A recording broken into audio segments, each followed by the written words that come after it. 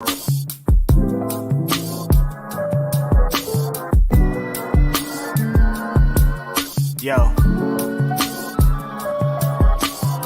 It's Grapsody with Will, Phil, and Reg, trying to keep it real instead of what you usually get from these talking heads. It's Grapsody, we're here to fill the void. 3 black fans, different perspective, got to fill your voice. Coming with the podcast, talking majors, indies in between. Yeah, it's all that, and we're down with Fightful, better fall back. Coming for respect, we connect like a ball bat. No need to double check, these are all facts. You're listening to us talk raps.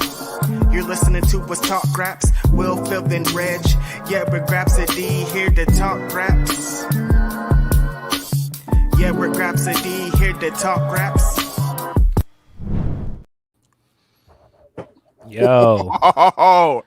Yo. Full house in the building. It's your boy. Also your boy next to me. You know what it is. This is Grapsody. I'm Phil Lindsay. I'm not alone. I'm with my usual co-host, Righteous Reg. In the building, it's your boy, Media Man, your favorite rapper, your favorite writer, your favorite podcaster.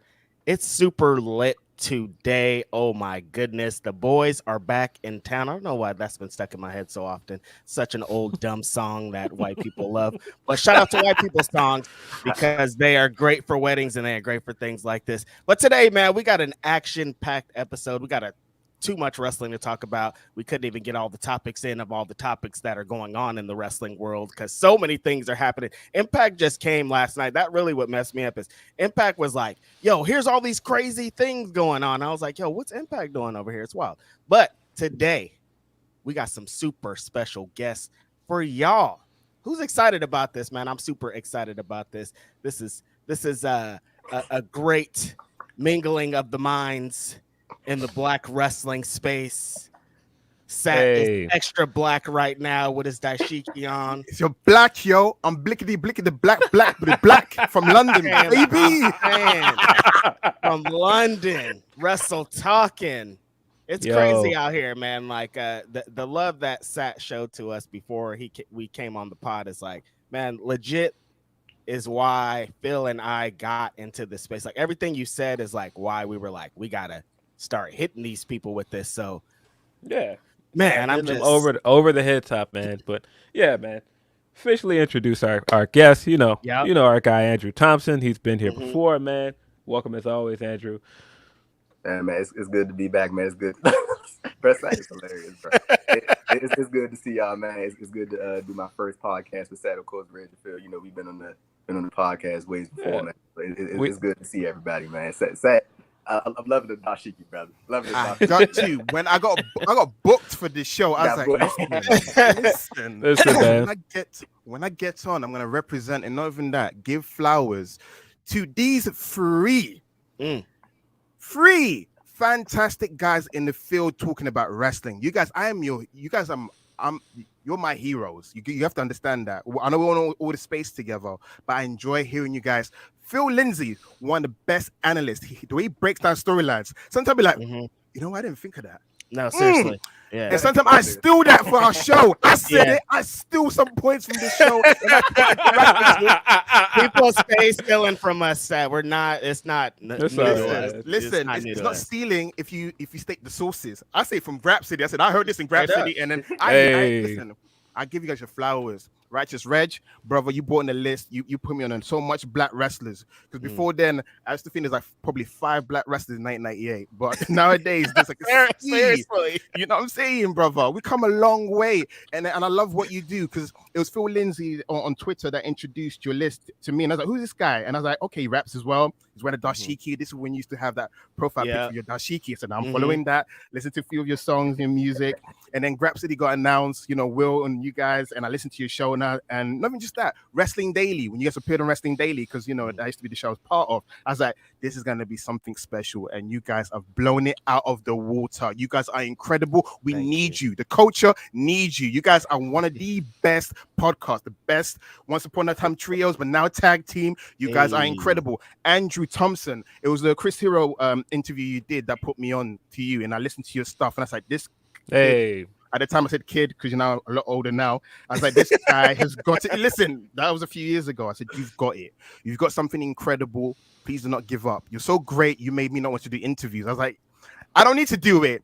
Is that Andrew Thompson doing it? It's kind of like, you know what I'm saying? Grapsody is great. There can't be another Grapsody. You have to be your own thing. You have to find your own niche. But you guys got it together. And I feel the love. I feel the chemistry. I don't watch basketball anymore. I haven't watched basketball in 10 years. But I know who Jokic is because you guys talk about him every single week. Every single week. You guys talk about Jokic, Denver Nuggets, basketball, and Jimmy Butler. Yeah. Again, sea of black people, I wouldn't be able to name Jimmy Butler in front of you, but because you guys talk about basketball, you guys put me on. So yeah, I'm gonna shut up now. It's your show, but I just want to say I'm I am a fan. Thank you. It's madness because I listen to you guys every week, so I'm bugging out. Nah, man, get your shit off, man. Straight up. I'm gonna get my shit off because sometimes there's stupid haters on Twitter. I'm gonna get on there. Listen. Don't listen to them. If you got haters, that means you're doing something right. Embrace That's where I hate. land. That's where I land. You can't please everyone. If you've got a strong opinion, you're gonna get strong opposition. So keep doing what you're doing. You guys are incredible. I hope you last for many, many years, and you get that probably like Spotify £1 million deals. You know, you know, hey, you guys a check, bro. Man. That's what we need. Black Wrestling Twitter. That's where it originated for me. And you guys put the essence of Black Wrestling Twitter on the podcast form. And I appreciate. So thank you for bringing Grapsody to all of us. And thank you for inspiring many more young generation of Black wrestling fans to do this. Because before it used to be milky. It was a bit too white. I said, where's your chocolate? It was very milky out here, bro. This is it's great that you bring all of that up, especially with our friend Andrew Thompson being here, because years ago when I wanted to kind of make my mark and get into the space, when I started working on the list, when I discovered these two gentlemen, Phil and Andrew, I was like, oh, okay, these are guys that are like me. They have the same opinions and they're Black, they're young, they're cool, they're all this. And I wanted to create something really in my brain. Grapsody was always a thing, but at first it was Righteous Reg, Phil Lindsay, and Andrew Thompson. It just happened that like Andrew got into some other cool things over here, so he kind of veered off, and then Will came in, so we made it this. But originally, I always thought that I was going to have a podcast with Andrew and Phil. So we come full circle again. We're back. And now it's even crazier. There's so much, the space has grown into something so dope. There's so many other people doing great things. There's so many other dope Black wrestling podcasts. It's just like, I'm just proud, man. So like, we're just out here having a great time. So thank y'all for being here, man. It's Grapsody. I can't, like, you know, after you say all that, I'm just like, man, how do I follow up that? I say that while we all over here, you know, while we passing the flowers around, man, I'm gonna make sure I hit across the board real quick. And I'm gonna go like where we at right now, like have a stream set up. I'm gonna start with Seth was throwing around a lot of praise, man. And I had first saw an interview that Seth had did with, I think it was Alice McCarthy, that they had did on the Wrestling Talk Daily channel. They had interviewed, I had mentioned this before we got on, but they interviewed the Inspiration, Jessica McKay and Cassie Lee. One of my favorite interviews that I've seen from Sat and from Alex. The chemistry was working real well. And Jessica, if y'all have not seen this, she put the most amount of praise on this man's Sat. It would have made any individual smile, like the amount of nice stuff she was saying about this man, his interviewing skills, and like how, you know, respectful he was, and all that type of stuff. Please go check out that interview if you haven't, man, and all the excellent work that Sat is doing, and like how Reg. Thank you, brother. Oh, can y'all still hear me all good? Yeah. Okay, we still there? Yeah. Okay. Still here. Yeah. So like myself, Reg and Phil, we started doing, like, I remember we did like a couple podcasts, I think that was on Reg's website for the Black Wrestling's page. Mm-hmm. We was doing that stuff, and I still remember that interview we did when we was talking about the shirt that I think the husband had made. I still remember that. Yeah. That was funny times right there. That's a throwback for sure. But to see what yourself, Will, and Phil have done with Grapsody, like, I don't think I could really say it any better than what Sat had put it. Like, y'all have cultivated your own, like, you have like cornered your own space in this entire thing and like made it your own, and you stand out from the rest. And I'm extremely proud of all three of you, yourself, Phil and Will. Like y'all have really, man, turned this space out, man, and done something special, and continue to do something special, because you know y'all still going strong. And man, I'm super proud of every single last one of y'all, including you, Sat. Double Sat right here. No. If you saw what happened, I just got moved, so I'm trying to. Yeah. I think Phil's having internet connection issues, so he dropped out for a minute. You guys, thank you so much. Y'all gonna have me crying on a Saturday morning. No, cry. Crazy. Phil, listen, sometimes you need to cry positive, tears, nice tears that soothes the soul, brother. I'm proud of like Fight Forever's coming out. Your music's gonna be there. Like, listen, it's only the beginning. The thing is, it's not even an overnight success. I know how long you guys been grinding individually. I know it's a long time coming. For a lot of people, it's like, oh, this came out nowhere. No, you guys have been grinding. Long-time wrestling fans, ROH, young boy over here, PWG young boy, Philip Lindsay, PWG writing different wrestling. PWG young boy. Phil, you write incredible articles that I love reading. It's so precise and you're so witty and intelligent black guys who are also nerds. They love sports. I love the fact that you guys are you're breaking the stereotype. You're shattering the stereotypes beyond belief. So that's why I also want to give a shout out to my boy SB3 as well. True Heel Heat in that group, Rest Things in here in London as well. So across the board, just like Cam, in wrestling, as always. Cam, of course. Listen, Seahawk, he's one of the people that I enjoy in the black wrestling Twitter space. And from that is when it spread wide and I found you guys. So I shout out to the OG Seahawk. You make me laugh with your opinions and so forth. But black wrestling right now in WWE, in AEW, in Impact, heck, even in Japan, like we are finally starting to break, the glass ceiling. For the longest time, I'm ready for another black IWGP champion. Bob Sapp can't be the only one. We need to do it. But yes, back to you guys. All I can say is thank you for having me on. Yes. Bob Sapp. That's a throwback too, man. Y'all bringing up some back in the day things. I'm saying. Yeah. Come on, Japan. There's more black people. Come on. Big Bob Sapp. No, listen. I love New Japan, but come on. I need a black main eventer. Come on. Let's keep it real. Hey, positivity was there, but now I'm keeping it real. I love New Japan, but come on, give me a black champion. Come on. Hey, real quick on what Sad was saying. Like, I feel like this is gonna happen a lot. Like somebody gonna say something, and then we gonna veer off into like a whole other. But you wanna know what's crazy about what Sad had said. I was covering an interview not too long ago that Bad Luck Fale had did, and he was talking about like the he was very forthcoming about like the racism that he's experienced in Japan, and was talking about like how he feels just because the way things are structured, that he thinks it'll be a long time before we see a black man or somebody that's in a person of color like in that like top level in New Japan. Like and this is coming from somebody that's contracted to the company, so he was like very forthcoming with what he was saying. He was talking about even like Tama Tonga. He was like, man, Tama should have been world champion by now. Right. And he was just like, he just doesn't think that's going to happen anytime in the near future because of the way things are. And that was my first time ever hearing somebody talk like that, especially considering like this dude is like working for this company. So, you know what I'm saying? It was kind of surprising to hear that. But at the same time, it was like, I mean, he's speaking the truth and, Yeah, it's interesting. Funny enough, I was just at the show. Shout out to West Coast Pro for having a really dope show last night. Kid Zombie, tribute to a great wrestling fan, Matt Mann.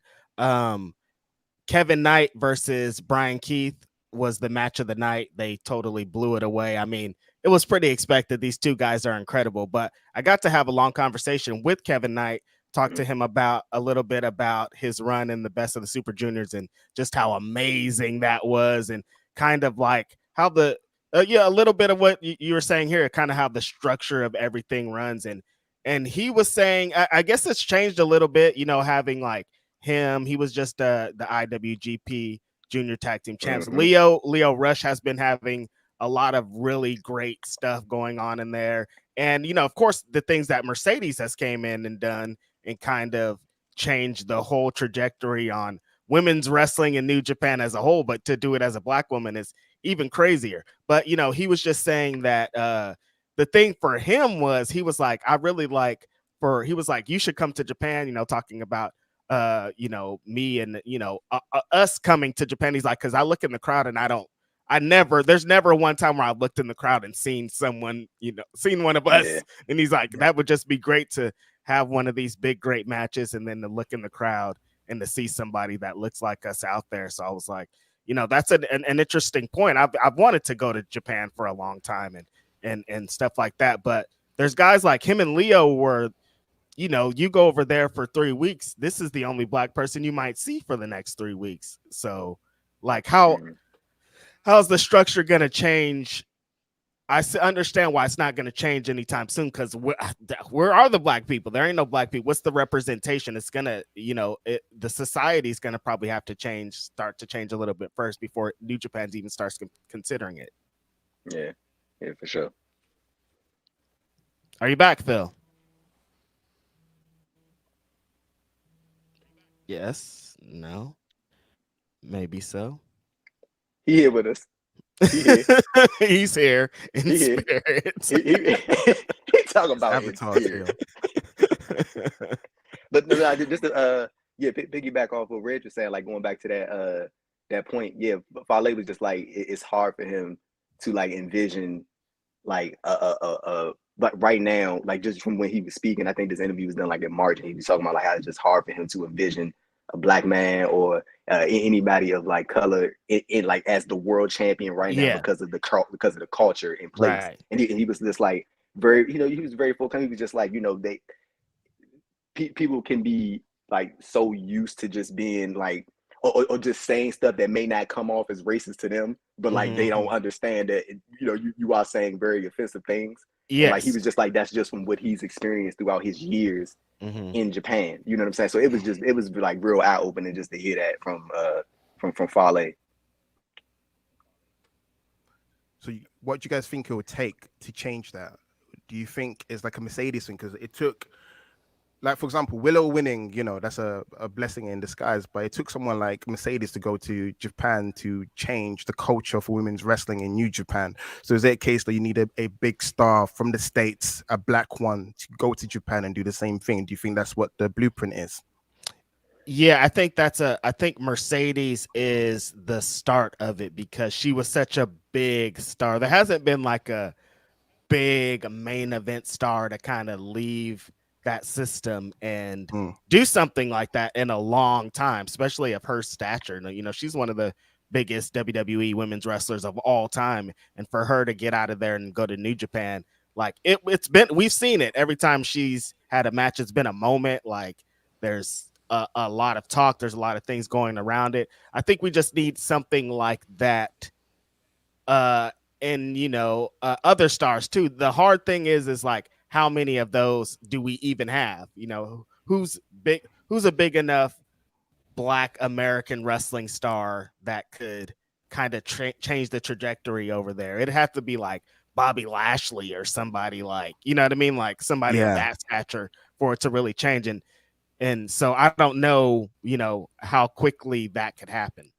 I thought MVP was the closest one there because, you know, first Intercontinental champion. I felt like, I don't know if he'd stayed, they would have given him the title. I feel like the way the coaches changed, probably he was ahead of his time. I feel like if MVP from 10 years ago went to Japan now, that'd be a completely different story. Just probably the wrestling fandom was different. I feel like because the way the coaches changed so much, you know, hip hop and in terms of the movies, you know, because I feel like, especially with Marvel, Black Panther, when they realized black people do actually enjoy films, that's when, you know, something dumb. Not just Friday. We like more than Friday. He said not just Friday.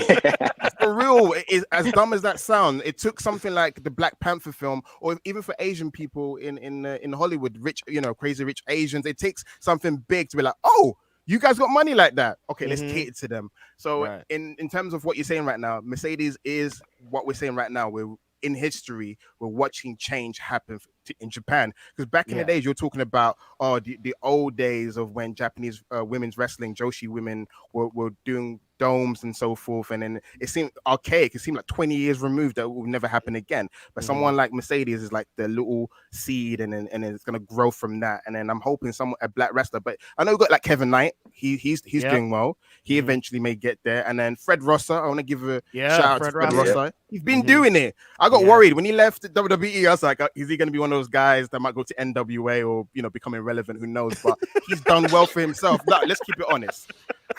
Right? He has been killing it. Yeah. So he's over delivered. Andrew just interviewed JR Kratos. Okay, hey, like man. careful with the NWA. Hey man. Yeah. Hey look, he not signed to NWA, so we good. Okay, we good. You know what? Let's leave it to about NWA, unless it's the group of Easy. Let's not talk about. Yeah, no, if it's not straight out of promotion. content, they ain't be playing in my shit. I'm sorry. Yeah, as I was saying, we need more. Fred Ross has done a great job, but I don't know if they're gonna go all the way with him. But the amount that he succeeded in New Japan Strong has been phenomenal. So shout out to Fred Rosso, because I feel like it's kind of underrated in that department for shattering, the visibility of black people as well on that space. And he's about to finally go over to Japan with this. They're doing shows, I think 4th of July and 5th of July. Independence Day shows. Yeah. So they're gonna bring a bunch of people that have been having a great run over here in America in New Japan Strong over to Japan to get in front of those crowds. I think that's gonna help a lot too. So we got some people coming up. We got some things. He should be in the G1. Rosser should have been in the G1. Yeah, What's he should. Chase Owens doing? Is Chase Owens still there? Is Chase Owens still around? Is he still in Bullet Club? What does he do every year? For real, guys. Let's talk about it. There's a reason why he's not the leader. He will never be the leader. What does he do? He didn't even tease being the lead. They weren't like, hey, Chase could maybe do it. Nah, they were like, he beat Tanahashi one time in the G1. Listen, next. What have we done this century? One time. This decade. Yeah, I don't know. I'm a known Chase Owens hater, so I can't respond. He said no, Chase Owens hater. I didn't get in the group in the first place. Who is Chase Owens? Is he real? Is this guy real? A friend of a friend. Is he real? A friend of a friend. Listen, I've never seen him outside the Bullet Club. I've never seen him outside. I've never seen him outside the Bullet Club. What does he do in his spare time? Does he read books? I think Kenny Omega wanted to do the V trigger though. So like I think that's the claim right there. Kenny Omega sort of gave him the handshake. You can do the V trigger. That's the thing. Andrew, you do interviews. Find out who Chase Owens is. I want to know who he is. What's his background? What's his motivation? Does he like his sport? Does he want to do more in wrestling? I don't know. He seems cozy right there. He's the coziest wrestler in all of New Japan. Yeah, no, he said. I think he said publicly, like he said his contract not up with New Japan for like, you know what I'm saying? They gave him like something long term, so he ain't going nowhere. That's his spot. Yeah, cozy. That's I as somebody that's seen some of his comments outside of wrestling, I don't think we want to know what he does outside of wrestling. Right. Keep it like that. For real. Keep it on the line. Keep him washing drawers in New Japan. But to Seth's point, yes, Fred Ross at the G1. Fred Ross at the G1. Yeah. It should have been the G1. It should have been. It's a no-brainer. Yeah, let's piggyback a little bit off of that, because they announced the G1 blocks today. What do you guys think? Who do you guys have winning this G1 block? You think that they're going to take a chance, or they're going to? Because New Japan's known to have and he's won the G1 61 times. Like, they don't care. Like, they'll have Okada win it again and be like, so? Yeah. I don't know, but watching the show and live and seeing that reaction when they announced Eddie Kingston was huge. I'm one of those people that feel like they've kind of dropped the ball with Eddie Kingston in AEW, and just seeing that reaction just shows how much New Japan fans really like this guy. I don't think he's gonna win, but I think it's huge that he's in there. Yeah. I say when I'm looking at the blocks, I think I think probably what they do is they probably had Naito win it, and then it'd be him and Sonata, and then because I kind of think they've been sort of I don't want to say avoiding the Sonata Naito 1-on-1, but I think they've been sort of trying to delay it as much as possible. And I think when Naito winning the G1, they can sort of have that long build that they want to the eventual 1-on-1 matchup. And I think Sonata might end up beating Naito, but when I'm just looking at the blocks, I probably say Naito. But I think that along the way they because Sonata's in the same block as man, he ain't really in the. I mean, he in there with Chase Owens.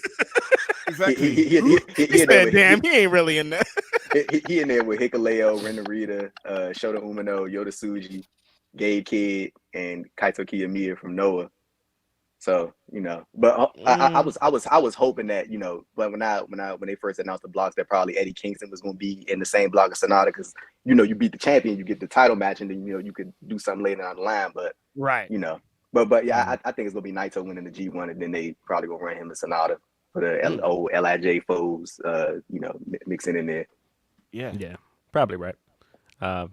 Man, I sat here this entire time either trying to get my internet to work or listening to Zach give his flowers. Man, this guy is the first black presenter over there at Wrestle Talk, man. That's a big deal, man. Like, you can't just like run over that and act like, oh man, these guys are killing it and making history. Like, I think over there in the UK, like from as a fan from over here and seeing like what Wrestle Talk does, seeing what Cultaholic does, What Culture, like all of their stuff is great. A lot of white people on these channels, man.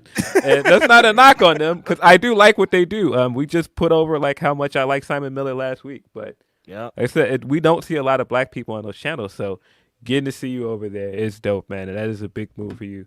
Really excited when you got that jump. Appreciate you guys saying that, man. I want to be like what Eddie Murphy did for Saturday Night Live, as in show that like people can get it done. That's what I would like to do. Wait, black people can be on this show too? You know what I'm saying? There was a black person before Eddie Murphy, but I feel like he's the one that kind of he created the blueprint, and then afterwards they wanted to follow that. That's what I want to do with Wrestle Talk. But I also want to give a shout out to my boy Will Ospreay. He's the one that hooked me up with Ollie to get into Wrestle Talk. Because I've been saying it recently, because in the beginning when I got in, I kind of kept that connection on the low. But yeah, Will Ospreay is one of my dearest and but that's a flex, Zach. You just throw that out. You gotta throw that out there, man. Yeah. I mean, we flexing, bro. Let's flex. I'm here to flex. Oh, whoa, okay, hold on a minute. Listen, I'm ready. I got the yams. I've been pounding them. Yo. Yeah, that's my bro. Yeah, but nah, for real, like that is dope, man. And just seeing you and like the guys at Rest Things do that thing over there in UK, it's just like, man, I just saw, isn't there like a black women's podcast that started over there too? Can't remember the name of it. Should probably bring that up on my phone so Shout I can them out. plug them up. But yeah, just dope seeing more black voices in wrestling, especially over in the UK. Oh, listen, I plan to link up with them guys again. I want to do a retrospective on Farouk versus Ahmed Johnson and how that kind of helped break out guys like Mark Henry, guys like Godfather. Because not a lot of people talk about how a lot of black wrestlers got put on during that feud. Because before then, I said to people, I grew up on like the tail end of the golden era. So I started watching 92. I was 2 years old. That's like one of the first things I remember watching on TV was wrestling. And all we had was Kamala and Virgil and Coco Beware. No offense to those guys, but those black guys were not winning. You know what I'm saying? Then Ahmed Johnson came along. You know what I'm saying? In 1995, Ahmed Johnson changed the culture. And I don't care what people say about work rate. I grew up in an era where there was no such thing as work rate. So I appreciate any good wrestling I got. Ahmed Johnson had that physical charisma that matched Psycho Sid. He was our Sid. He was our culture. And then WCW had Harlem Heat. They were kicking ass. They were taking names. So you have to black understand niggas. Right? Exactly. Being a black wrestling fan, was a struggle. Reg, Phil, you guys should know, right? It was a struggle. Yeah, for sure. Hey, it's hard to use the N because I haven't used it in years. So it's all good. We don't use it too much. These niggas. Listen, that was Harlem Heat. Oh, Hulk Hogan, we're coming for you, nigga. Yeah, I mean, it's on record. It's on record, bro.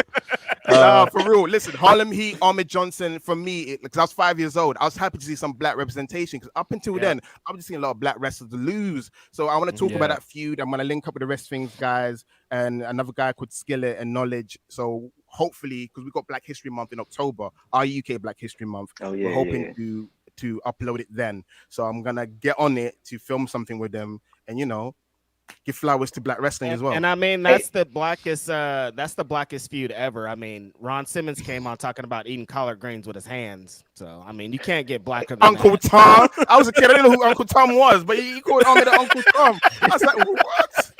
Cook Hey, Uncle hey, Tom. hey, Sat, does Roy Johnson still do the Everything Pattern show? Does he still do those yearly out in the UK?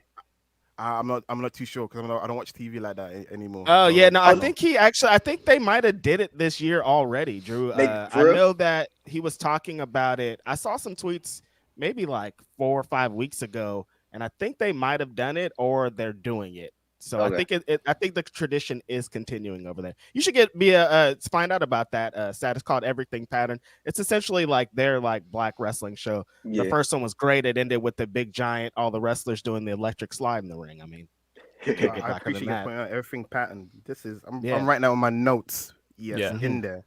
Podcast I was thinking of was WITMF. That stands for Wrestling is Too Much Fun to Be Arguing About It. It's two black women in the UK talking about wrestling. That's a dope name. I like that. Let's get into some super chats, you guys, because we got a couple to start out the day. This one's from G Bro. F Hulk Hogan Jabroni. Rest in peace to the Sheik. Yeah. Rest in peace, Sheiky. Saying rest in peace to Iron Sheik, who of course this week passed away. Iron Sheik on the game is one. I mean, the wrestling boom started with that loser beating him for the belt and going on to create the big boom. But he played a big role in that. And then I think beyond that, what most people probably know him for is the tweets and the for me, it was the shoot interview career that he started to take on later in his career, just like not giving a fuck about nothing, letting anything out and letting everybody know that what time it was. So, rest in peace to Iron Sheik.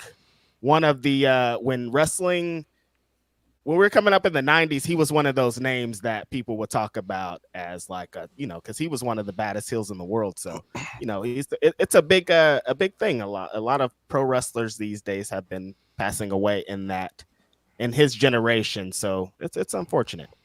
Yeah. All-time great wrestling villain, man. All-time great wrestling mustache. Shout out to and the boots as well, man. Don't forget the boots. Yeah. I think Xavier Woods keeps that alive. Yeah. Van Twin Blade says Chaz gets a title shot just by showing up to work again. I can't stand this woman. I hate that I'm gonna miss May Segura and Bayan Aki on the 24th. Van Twin Blade, of course, is our resident Glory Pro wrestling advisor. So check out Glory Pro as always. Glassdoor Gamer says Punk comes out to do a promo and gets cut off by Joe coming out to do another body murder. Does that pop you guys? I don't know. I don't know what I don't know, man. Every time we talk about Punk, because it's like we've been like months like, oh, can't mention that name, can't talk about this guy nowhere, no how. And now all of a sudden now we can. And it's like, all right, so what are you doing with him? And so It's like everything is still being ladled out to us. Let it play out. Let it play out. Let it play out. I'm copying and pasting some answers. Let it play out. Van Twin Blade also says we got Sat's thighs today on Wrestle Talk. Thank you, Sat, for giving the people what they want. Sat, look at that. It's glad to see there's some people that like that. Yeah, listen, them thighs. The context is in the UK we rarely get any sunshine, but today it's boiling hot, so it was shorts weather. We love some shorts weather over here. I'm from California. I can't relate. I'm sorry. You guys are lucky, but I feel like if we had your sunshine, we'll be crying every day. Actually, so rain. Wait, you would be crying if it was hot? Listen, my mom taught me like to sit under a shade when it's sunny. So one of those black parents, like you don't get too dark. You're already dark as it is. So yeah, stay out of sun. Stay out of the sun. Yeah. All right. Classic black moms. Listen.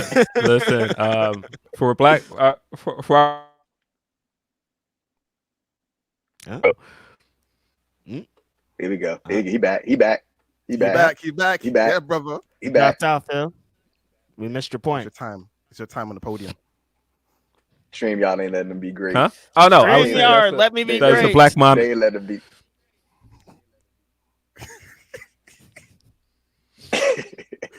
I'm here. I can see you guys, but Am I lagging? What's going on? Yeah, you're lagging a little bit. You back now though. Phil, you're back. Internet issues abound. I'm still here. I'm just trying to make sure that it's stable and it's not gonna cut out on me. No, I was saying for all white listeners, that is definitely a black mom-ism. Stay out of the sun. there's an entire book written about it. No joke. Stay out of the sun, but also stay out of this house. So find somewhere outside to stay out of the sun. Jake Salazar says, "My bad, guys. Sorry I'm late, but have no fear." Oh, here he goes. Many men wish death upon me as my dudes, the guns. Reg, you'll come around someday. I'll never come around, Jake Salazar. The guns will never be a part. I will never, ever, ever one day come on this podcast and be like, you know who I like? Never, ever. And if I do, I mean, I might. I'd be a hypocrite sometimes. What can I say? You know, Reg, you're not a fan of future Bullet Club Gold members, also Carlton Gunn? Andrew, I hated how this episode ended on Wednesday. Those sons of bitches. But the issue is that it works. Like I'm gonna hate them, and like I'm gonna hate them because Jay White. I think this is needed for Jay White. Jay White needs some genuine. He's in that like cool stage, and people just like whatever he does. He needs some heat that are gonna boo him, and if the guns are behind him, I'm booing your ass. No, Ricky! I tell you that you were too. I tell you that I laughed for a good 10 minutes after it went off the air at Juice. This man is a national treasure right now. I love it. He's killing it, man. I'm glad because I see a lot of Juice hate on the internet. I don't know because of who's married to or whatever, but he gets a lot of hate on the internet. But yeah, I love Juice Robinson. He's a guy that left NXT and made something of himself. That's a success story right there. Anybody who got a fine ass wife, that's how it's gonna happen. Like, you mad because he got a fine ass wife? Like, what are you talking about? I remember when Montez Ford had jumped on Twitter after Bianca Belair went viral that one time, and then he did that whole thing where people was like tagging him and everything. So I can only imagine what that's all like. But with Juice, bro, like the thing with Juice, like I remember at first when they first paired him with Jay White, and I was kind of like, I don't know, man. But like as it's gone on, I'm like really growing to like it, and I think it's because like I find for me with my wrestling, bro, I always enjoy I enjoy the entertainment aspect as well as the you know saying the end, but like I get like a big kick out of the entertainment stuff, people being funny, like naturally funny, and Juice doing this whole Ricky and all, you know, it's like it's funny. Boys bro, in the Hood, right? It's Boys in the Hood. Yeah.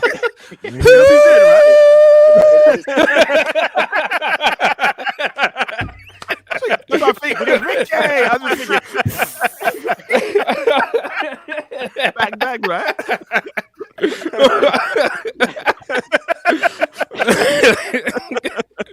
Damn, man. No, Juice has been killing it. I feel the same way, Drew. When they first announced it was Juice and Jay White, I was like, I don't really know, like why though. I don't know. I want to know, Reg, why was there hesitation in the beginning? What was it? I think it's just because of what Juice was doing over there in Japan before he came over. I was like, I just didn't really know if it was going to fit along with what I thought that Jay White was going to be doing in AEW. But they really, like, everything that they've been doing has been working, and Juice has made it infinitely better, honestly. Like, if it was just Jay White and they did this, I wouldn't be as invested as Jay White as I am. Juice is like really like made something of this, which is dope. And just to add on to that, like real, like the thing with Juice is, like, I think even when you have two characters like Jay White and Juice Robinson, like I think a lot of people, they have this and it's not a wrong perception, but they have this perception of Jay White because like what he did in New Japan, like multi-time IWGP World Heavyweight Champion, like he's looked at as this big time talent. You know what I'm saying? Then you have Juice, and not to say Juice is lesser than, but like it's like a tier below, if that's fair to say. And then when you pair them two together, it's like, well, how is he going to match Jay, or how is he going? But like the thing with Juice is Juice has like an ability to connect with people, and like he has an ability to come off, like he has very good comedic timing, and he can like sort of add that to Jay's presentation, which I think Jay has, but he doesn't have it at the level that Juice has. So they able to like come together and present this overall presentation that we seeing right now that's working. And I think to what Reg said, like when you add the guns in, that's going to add that, that level to because people hate the guns. You know what I'm saying? So they go boo them regardless. And then like I think like what I think this is all leading to is that we probably will get something at Forbidden Door between like this new Bullet Club War Dogs and then versus the Bullet Club Gold. I think that's what's going to happen. Like you got all these like Alice Coughlin and Clark Connors and all those guys. So I think that's what that's leading to. But Jay and Juice, they doing real great. I just want to say quickly, they remind me a bit of Scott Steiner and Buff Bagwell. That's the vibe I get. Because Buff Bagwell was a great hype man. He was a great hype man for Scott Steiner. Because when Scott Steiner first turned heel, he didn't have the charisma he would later have. So in the beginning, you had someone like Buff who embellished the awesomeness of Scott Steiner. Not like that Jay White needs embellishing, because my guy, he's great on the promo, he can cut it. But he needs someone like Jay White has followers. That's his thing, right? Since he's been in New Japan, he also has a follower, disciple, and why not have his best friend, watching his back? So I feel like they made it work with the guns. I feel like they're gonna win you over, Reg. I know you don't want to. I know you don't want it.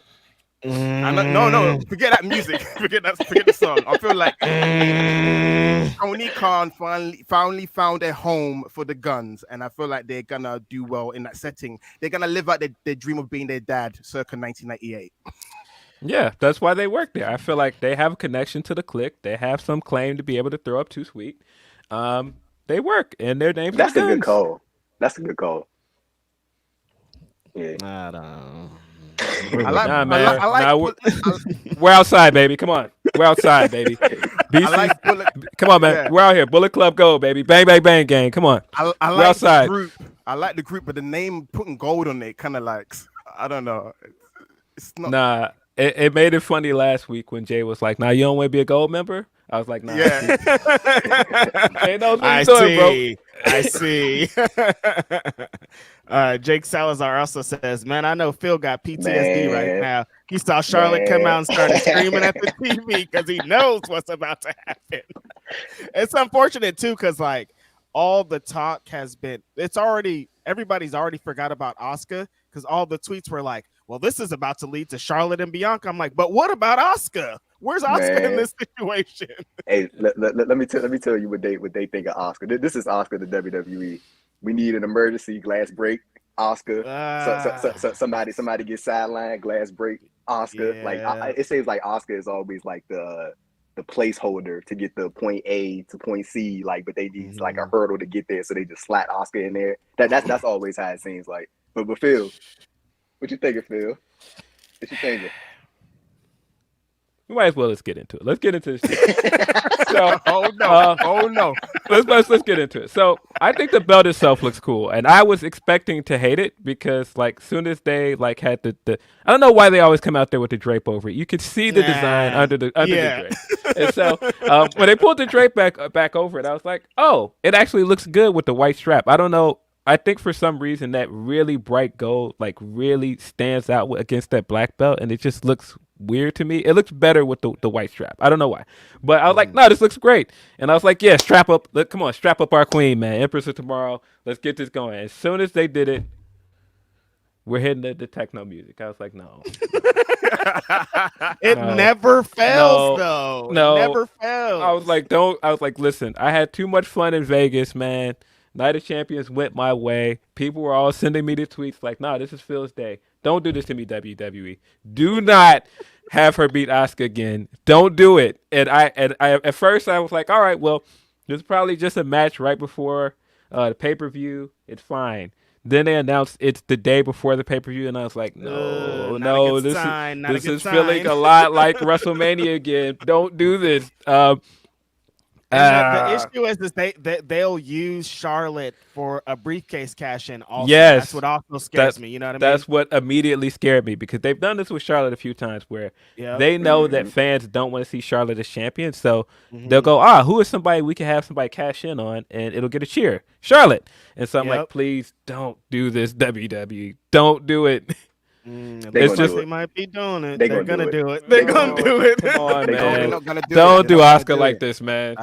I'm cautiously optimistic it's not gonna happen. I think because it happened so early. Because I did a tweet, which Phil penalized me for. I said that if Asuka wins against Bianca, I can see her losing to Charlotte. But because they're doing it so early, I think Bianca will get involved. It'll be Bianca versus Charlotte at SummerSlam, and we will hopefully get Io versus Which Asuka, mean, where's probably. Asuka? What do you mean? You think they're gonna do it for not the belt, Bianca? No. Yeah, I think Bianca's Okay. is gonna get involved and cause a disqualification. So you pivot from a Asuka Bianca feud to Bianca and Charlotte feuding. Gotcha. Not for the belt, to give both of them a rest, and then maybe near around Royal Rumble or Elimination Chamber, then Charlotte might pick up the title. You've again, been very nice, Sat. You know what time it is. This is Charlotte Flair. She comes in and she gets, as soon as they announce that belt, it's like, oh, a new belt for Charlotte. That's how it is. I'm gonna be real, bro. I think she about to win the belt.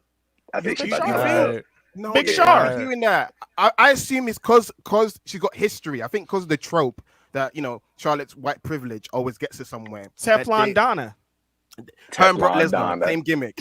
Her and Brock Lesnar. I got in trouble once for saying it. Like, Brock Lesnar and Charlotte's gimmick is white privilege. They just flaunt it whenever they want to. They can show up wherever they Right? want and Am I wrong? do whatever they want. No rules for them. Listen, You ain't wrong. wait, isn't it? The way I watch Bobby Lashley, I'm like, Bobby Lashley, if they booked you like Brock Lesnar, what your career would be like. But anyway, yeah, Charlotte, they're gonna use this to this day. To this day, bro. Why was Brock the baby face in that feud? Why? He cheated. He cheated to win. Why was he getting cheered in that feud? You know why? As Bryan Danielson once said, fickle fans, man. That's what it is.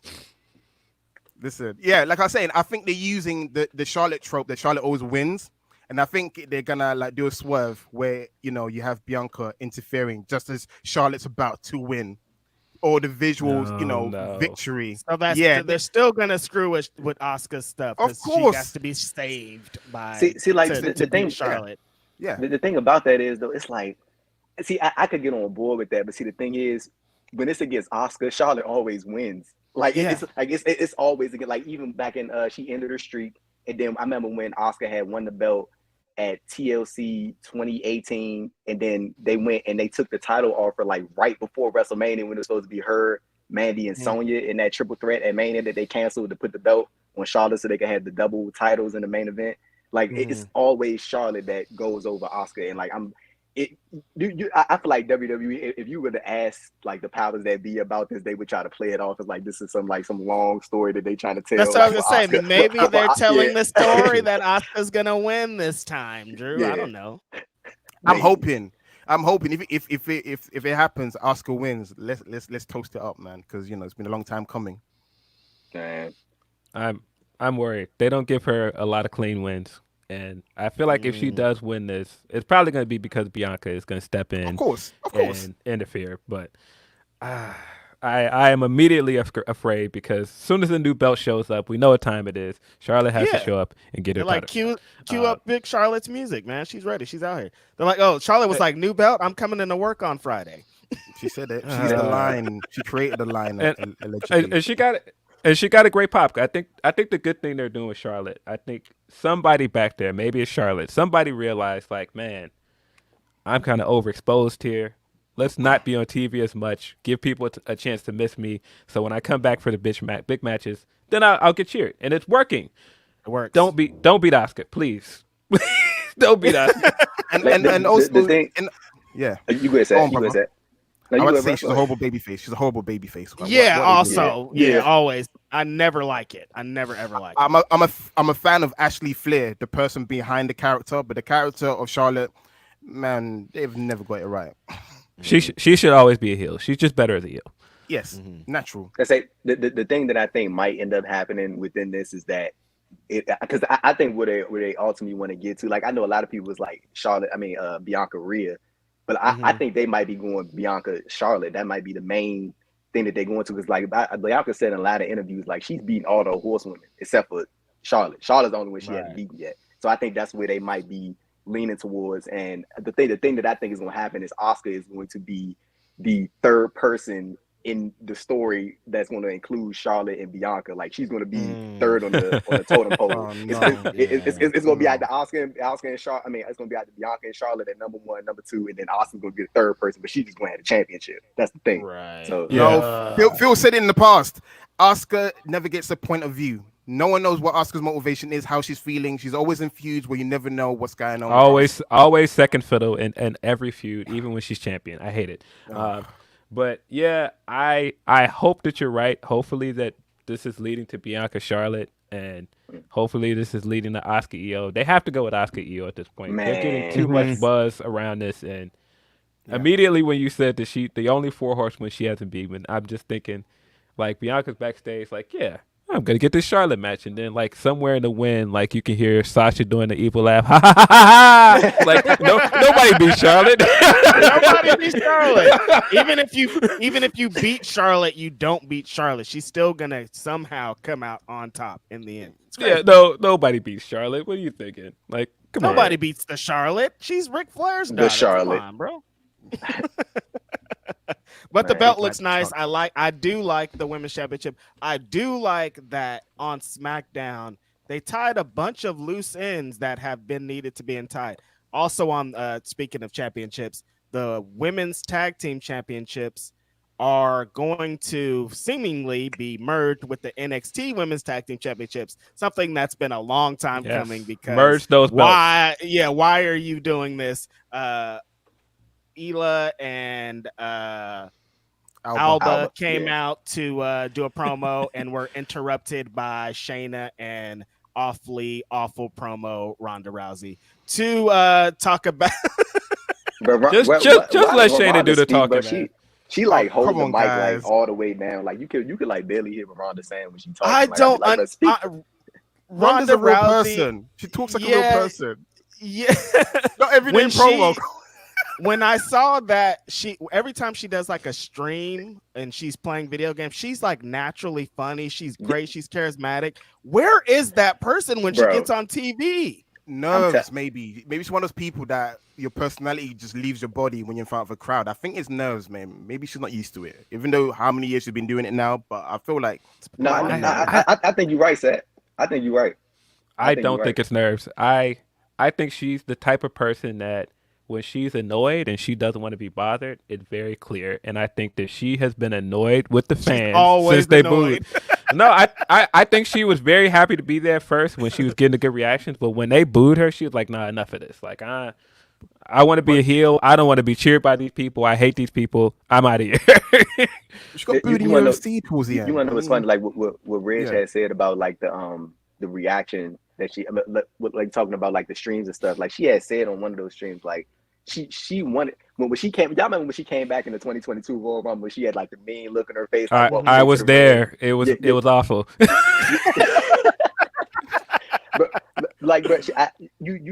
She had said that she wanted to like she didn't understand like why she would be like trying to pander to the crowd after they like sort of booed her on her way out, I guess, and she didn't want to be a baby face. So like I think that what y'all said had made a lot of sense as far as like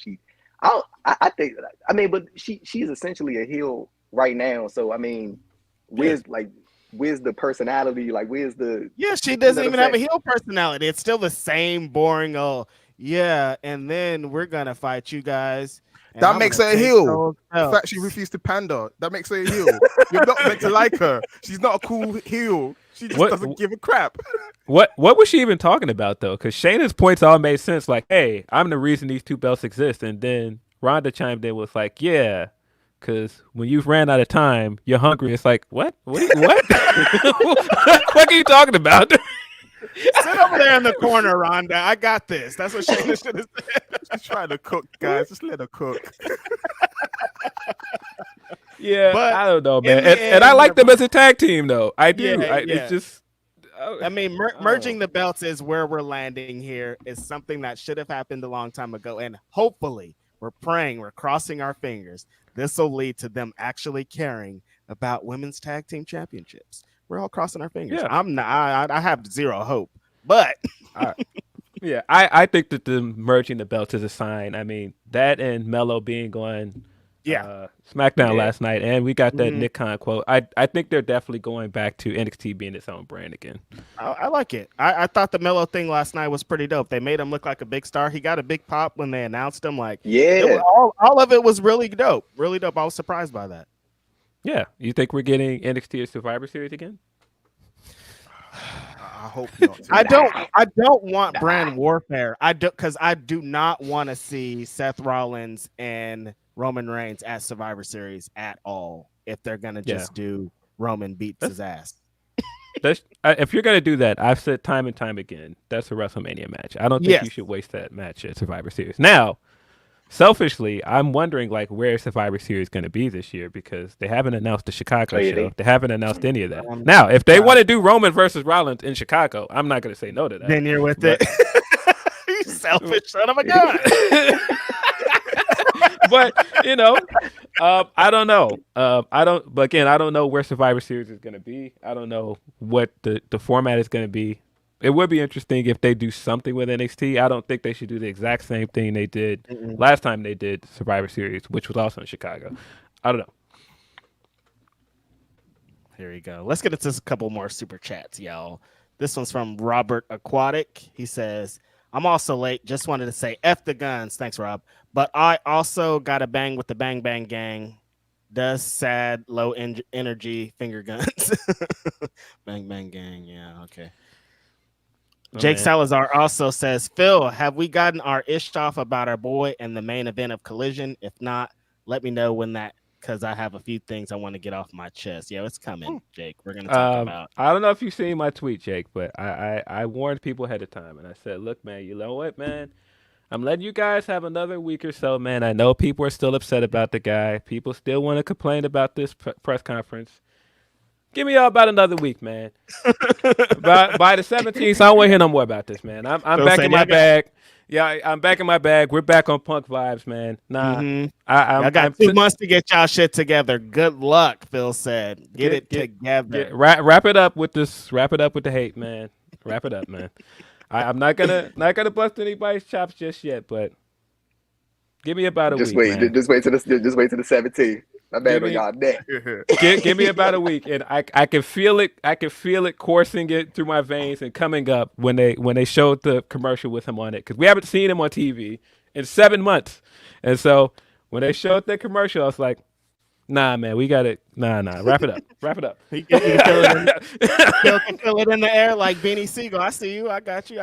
It's about to be next week's Grapsody, maybe the week after, because Collision's going to be after our show. The week after Grapsody, it's gonna be lit. Y'all just get ready. Snuck get up your Twitter on us. timelines ready. Yeah, no, things are happening really fast. I remember like when we like initially had heard about this before anybody else had heard about it, and we were like, "That's gonna be interesting." I wonder what's happening when that happens. And now we're like here in a week. It's about to happen. CM Punk is coming back to AEW in Chicago. Them Chicago fans, including my guy, are going to be going insane. It's going to be nuts. Yeah, man. Very interested to see what happens coming out of that. We're going to get more into that in a little bit here. Balab Mami Pudi. I know you probably said her name in here again, but, we're awful at names. Now, this is a Grapsody lineup. How's it going, friends? Hope y'all are having a good Saturday. Appreciate you always contributing and always being a great supporter of the pod. Jake Salazar said, I still need that Naito versus OC match. I think we are all looking forward to that. Jake's going in. Shout out to Jake as always. Why does the Elite have the dog S-worst shirts? Well, my guys look like Pepsi Phil was right again. The Elite do have some awfully terrible shirts. Elite, along with a lot of people in AEW. I don't know what's going on I'm back here. Saying, you see, Punk ain't had a bad shirt since he's been over there. Just trying to shout out, man. It's different from some guys because, like, Lee Moriarty, our homie, like designs his own shirts. He knows what's going on out here. But how does $1 million company have this? When I scroll my Twitter timeline and see some of the most amazing designers on the daily, how are they not getting a shot to create content over there? What's going on? I don't know, man. Seems like some laziness. Seems like people want to get those jokes off immediately. So let's get these joke shirts out. And I mean, there's nothing wrong with getting a joke shirt out and people buying it and buying into the joke. But I don't know. Maybe I saw somebody saying that they're self-sabotaging this to get rid of this rhetoric that they're a T-shirt company. I mean, Oh, nah, that sounds silly. that sounds so silly, though, doesn't it? Yeah. What do you guys think about Takeshita's T-shirt? The new one with his height, The one and with weight, this finishing Tinder move. bio on it. Yeah. It was Yes, yeah, that one. The Tinder bio T-shirt. Same I gotta see thing. this. It's like what is this copy and paste T-shirt model, and why? Like wrestling T-shirts are awful a lot of the time. I mean, we've had This is the only good APA. wrestling T-shirt. Shout out We've to had, there's a lot of dope ones, but we've also had APA always pounding ass. We've also had like Punta Thai. There's been some awful ones, and maybe AEW wants to. I just don't like. There's no need to like. Let's work. There's time to work the fans and do all this, but like with your T-shirts and your business, I don't think like joking around. We don't need jokes, dude. I mean, all jokes aside, I think this is a recent thing because I think the Bucks notoriously have had great merch. Like, I mean, coming into starting a company, they always had great merch. That's where the T-shirt company thing came from because they always had new shirts coming out. I don't know. I just think that people are just now, and every time a shirt pops up on the internet, it's like, oh man, that shirt is horrible. Nobody can design shirts. And it's like, yeah, but it's a bunch of shirts out there that are not popping up in these internet things that people are buying and do look good. I find it hypocritical as well. Yeah. I got the Takeshi. I just seen this Takeshi shirt. Got his favorite food on it and his birthday and his hobbies. Yep. So, What'd you think? Would you wear it, Andrew? What'd you think about that, Drew? I would. No. Imagine wearing that on a date. Imagine wearing that on a date, and the woman's reading. She goes, "So explain this T-shirt to me. What is this going on right here in your shirt here?" I don't know. Interesting choice. He liked it. Maybe, I guess. It probably was his first time seeing it too. He's like, "Oh, cool shirt, you guys. Like, at least make me look cool. Why the fuck are you guys talking about my favorite food on here?" I guess the Cinnabon thing's a thing, but if you're making a whole shirt off of fucking internet, okay, I'm moving on. Yeah, everything has to be jokes, man. I'm tired of it. Jake Salazar also says, F the Hulk Hogan. And it's unfortunate it's everybody except Hogan. I mean, we don't want to wish death on the guy, Jake. Yeah, that's many men has wished death upon him, but blood in the eyes, you got it. Tin Ruza says, Sat, get these guys onto the UK rap and grime scene. Lethal Bizzle, Big Nasty, Stormzy. Great stuff there. I'm there for All In from here in Australia. Yeah, tell us about. I thought that said Big Nordsea, but who's Big Nasty? Yeah. So Big Nasty, he's a legendary grime artist. He's also a talk show host as well. He has a show called The Big Nasty Show.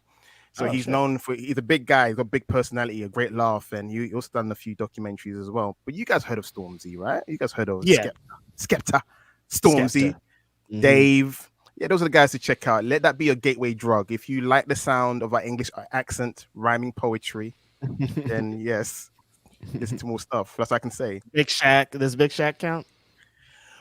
Big Shaq was a novelty rapper. It's not like saying, you know, he wasn't real. No, like I don't want to diminish the guy's his 15 minutes of fame, but the guy behind that is an actual actor. Again, it sounds like I'm dissing him. The guy is successful in his own right. The guy behind the character is successful in his own right. It's just that that's like a fraction. It's kind of like Sacha Baron Cohen. You're saying, "Hey, Ali G," you're like, that's only a fraction of what the guy can do. That's what I can say. That's It is funny thinking of like hip hop in UK because some people do still look at it like, those guys don't have any rap. They do have a big rap scene over there, and huge. I mean, Drake has tried to take all of your drill scene over there and reproduce it. I also want to clarify something as well, which kind of annoys English people. Rap and grime, two different things. Hip hop and grime, we have our own origin because some people think, grime is a subgenre of hip hop. No, it's its own backstory as well. Really? It comes from toasting. Yeah, Jamaicans used to do a thing called toasting, which was kind of like on the microphone, they would just spit up a few bars, kind of like the same origin of hip hop. It's kind of like from the same tree, but different branches, if that makes sense. Totally. But I got a UK track. I'll send you, Reg, after, and Phil, if you want to listen to it, from Dizzy Rascal. Someone put in the chat, Dizzy Rascal. He's a legend himself. There's a song called Dummy. It's one of my favorite tracks of all time. Cardo Got Wings. He produced it. So yeah, I'll send it to you guys after. I think actually my favorite UK rapper right now is actually Lil Sims. Lil Sims, yeah, she's Lil dope. Sims She's is dope. crazy. Yeah, It's not 21 Savage. Yo, technically, he's from my neck of the woods, East London. He's an East Londoner. I mean, he could be. Bruv. Have you seen him out there? Can we confirm that he's seen him out there? He got deported once upon a time. I don't think I'm gonna see him back in the UK again. It took him a while to get back to your side. Now he's 21. He's definitely not gonna go 21. back. 21. Nah, He's 21. He's out here, man. Anwar Starwind says, if Jokic is the best player, is Jokic the best player in the world right now? What are the rest of your top 5 in the NBA? I hope Will gets to go to the Nuggets championship parade. Top 5? Number 1, best in the world, Brian Danielson. I think Jokic's the best in the NBA right now. Yeah, I think it's kind of hard not to say he isn't. I mean, I agree with what Giannis said last year. When you win a championship, you're the best. Just like last year, Steph was the best because the Warriors won. And I feel like right now, Denver's the best team in the league. That's Jokic's team. So Jokic is the best in the world right now. Mm-hmm. I mean, when you're making the top 5, I think Steph's still in the top 5 in my opinion. Giannis, LeBron. You said LeBron. I mean, you have to put him in the top 5 for right now because like the face of basketball right now is LeBron James. He might not be the number 1 guy, but he's still in the top 5. Mm-hmm. And I mean, just broke the record. I mean, he belongs in there. LeBron. My feelings about him to a side, he does belong in the top 5. I think Jimmy deserves to be in there. Just the feat of getting that team all the way to the finals, and this was a team that should not be there. I mean, when you look at them now, I know people are like, "Oh man, they're getting beat," but I'm like, yeah, I think the fact that they were winning off will has finally caught up with them. Like they're finally going up against a team that is just better than them in every way. Like they have more depth than them. They're gonna out rebound them. They're taller than them. Like watching Game 3, I was like, "Nah, it's over, man. This team is just too good, man." When that kid Brown came off the bench, Christian Brown came off the bench and started obliterating them. I was like, yo, enough, man. enough. Where did this kid come from, man? And I mean, look, this kid has won at every stage. He won it in high school. He was at Kansas, helped them win.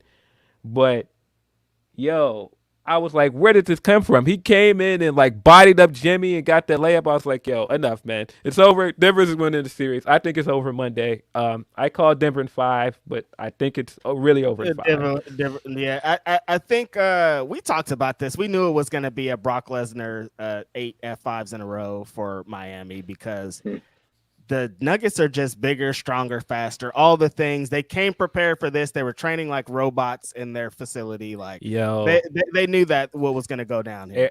Aaron Gordon and Jamal Murray just turning into the light-skinned duo and putting these guys away. It's crazy, man. What's going on out here, man? Like Aaron Gordon last game, I was like, yo, this dude is killing these guys. Like they had no answer for Aaron Gordon last night. I was like, yeah, it's a wrap, man. Shout out to our partner, our former co-host, Will Washington. His team is about to win an NBA championship. Yeah, man. I mean, just sitting and watching Jokic and Murray both get 2K numbers is just like, what is going on, bro? Like, y'all can't be putting up video game numbers in the finals, bro. This is crazy. But, insane, man. But the thing about Miami is, bro, like it's clear that Miami got a lot of heart, but like that's only gonna get you so far, especially if you're playing against a team that against Denver, because Denver is so stacked, bro, and like they got people coming off the bench. They got like the starting lineup is crazy. Like, and then you got Jokic. Like, see, but the thing about Jokic is, he doesn't need to put up a whole lot of points in order for him to control the game. He doesn't need to put up 40 points. Jokic can get him an easy 15, and then next thing you know, he got like 20 boards, and then he distributing the ball everywhere. He doesn't need to be like that prominent guy in order for him to control the game, and that's why he's so dangerous. And I think that Bam is a good center.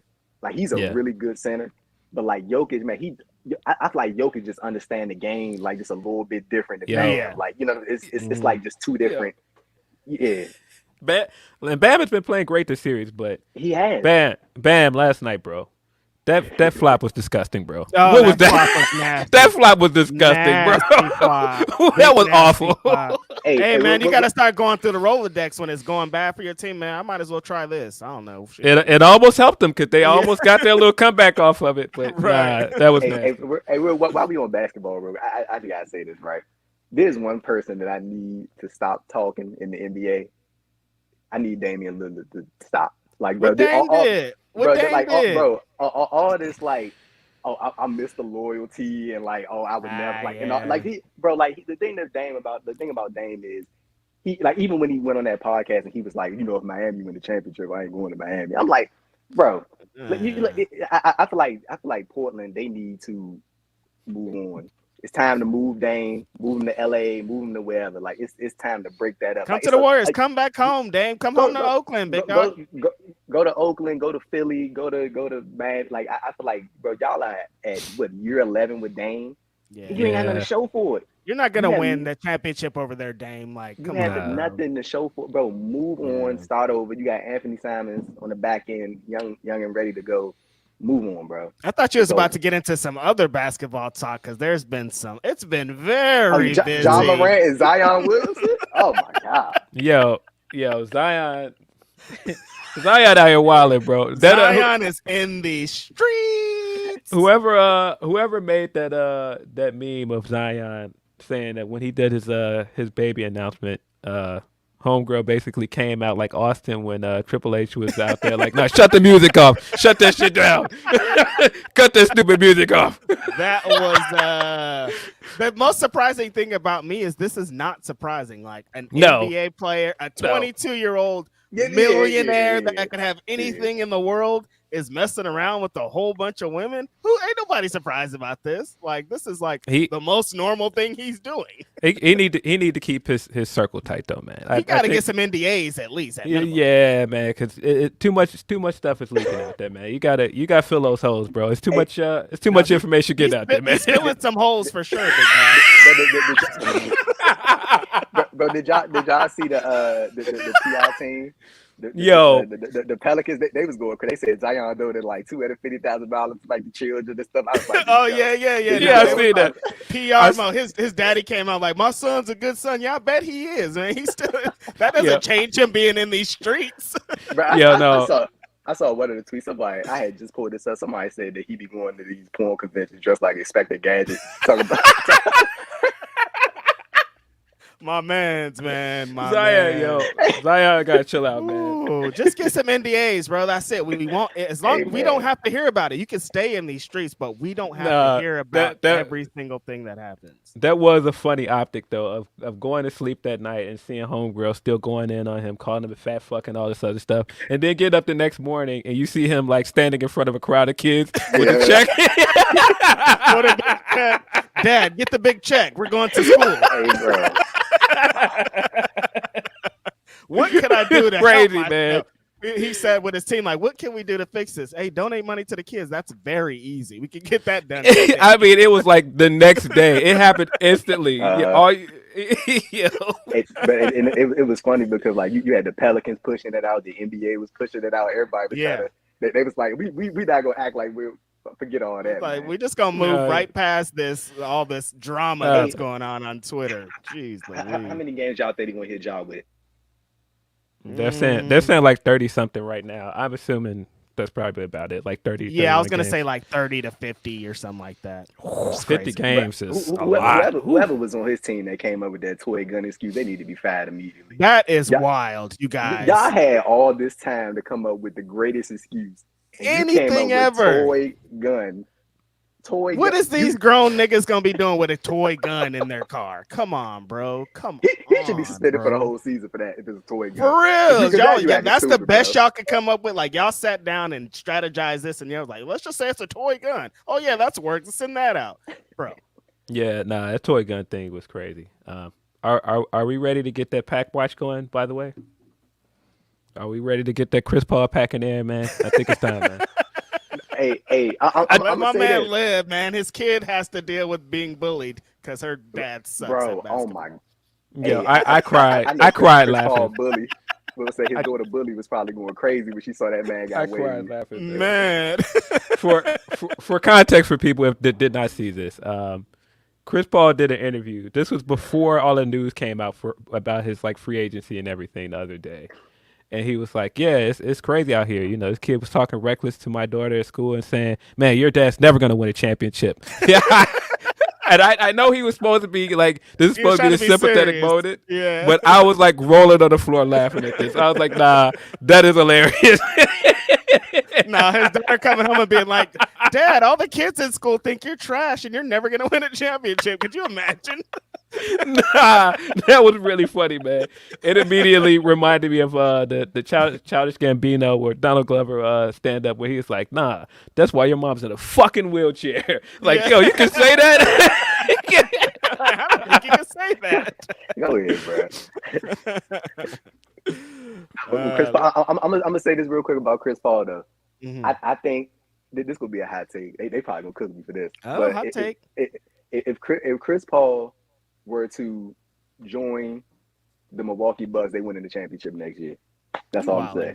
That's all I'm gonna say. If Chris Paul joins the Milwaukee Bucks and he gets with Giannis and they keep Chris Middleton, they got Chris. I'm telling you, bro. I'm not gonna. Let me dog walk that back a little bit. He already walking it back. He already walking it back. Let me dog walk that back. He already walking it back. Hold on. NBA Finals. They ain't okay. NBA Finals. He walked that shit back immediately. He's like, wait a second. This is Chris Paul we're talking about. Nah, they don't need that guy over there, man. They need somebody who's gonna stay healthy, gonna play some defense. He's gonna do neither of those things, man. Where's he gonna go, Phil? Where's he gonna go? Probably LA. The big three. Ice Cube, the big who? Ice Cube. He said the big three.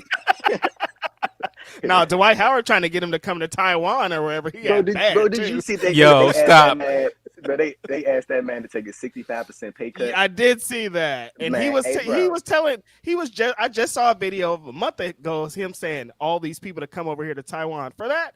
Hell no. Nah, stop it. All right, we're gonna get into a couple more super chats. I'm like that friend at a party. He doesn't know what's going on, but he's happy to be there. We let Sat get into a little bit of basketball talk. You you guys this show before. You know what this is. Listen, I know. I told you guys I know what time it is. Listen, you guys keep me, on point what's going on basketball. Even I haven't watched it in years, but yeah, I appreciate it. I love it. Listen, the enthusiasm is great and the brotherhood and the love. So yeah. Totally. Sad, Ricardo still no surname says the few FED straps are growing on me. The new Fed straps. I was like, what is that? FED Fed straps. Yeah. Hey, you want to know what's funny? That Intercontinental title is like growing on me. The one that Gunther has. At first, I didn't like it, but like now, when I see, I'm like, maybe just because he got it. That's why I think it's like. Yeah, I think it's Gunther. It's the man. I've always liked it. Sure. Come on, guys. That's a good looking belt compared to the world title belt. No, I like it better than the world title belt. Yeah, I like it better than that one. It's not obnoxious. Yeah. So do you think it's because? Like, do you think it's partially because like Gunther is the one that has it that you might be maybe like it? So do you no, when Nakamura had it, when Nakamura debuted, I liked it because for me it's like as much as we like the '90s version of the title, sometimes we're getting too nostalgic. We need to go a bit forward. That's part of the reason why we lost the undisputed title so quickly. That title was around for 3 years. We had Cena's belt, and then the atrocity we have today. So for me, I like the fact that we had a belt that looked decent because the tag titles look like a couple of tin coins. They're awful still. They got to change those. Yeah, I like the belt. I even like the NXT belts. Someone's mentioning the NXT UK belts. They look much better as well. So the NXT UK belts were fire. Exactly. Whoever designs those, they should be designing the ones in America too, because the ones in America, everything's a W. We get it. They're trying to tell you something, man. All we do is win over here, man.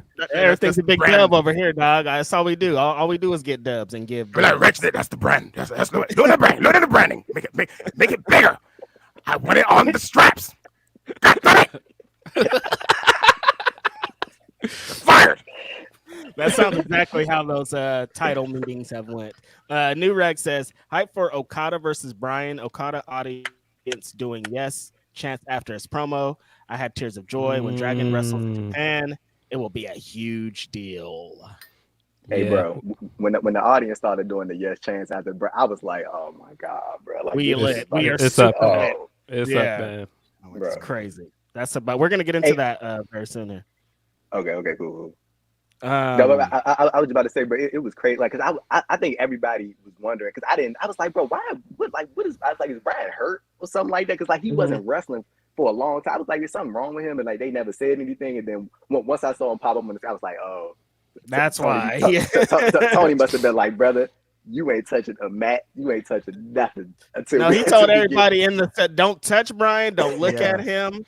Make sure there's no wet floors that he's walking by. Like, put this man in a bubble because he's about to have one of those especially after what happened last year. You know, people wanted to see the Zach match, but you know, but now and look at Kenny. They've had Kenny on vacation for a couple weeks now. They're like, no, we're not about to risk our big matches. Go home, be in bed, don't do nothing. Why y'all couldn't do that last year in Chicago, man? What's going on, man?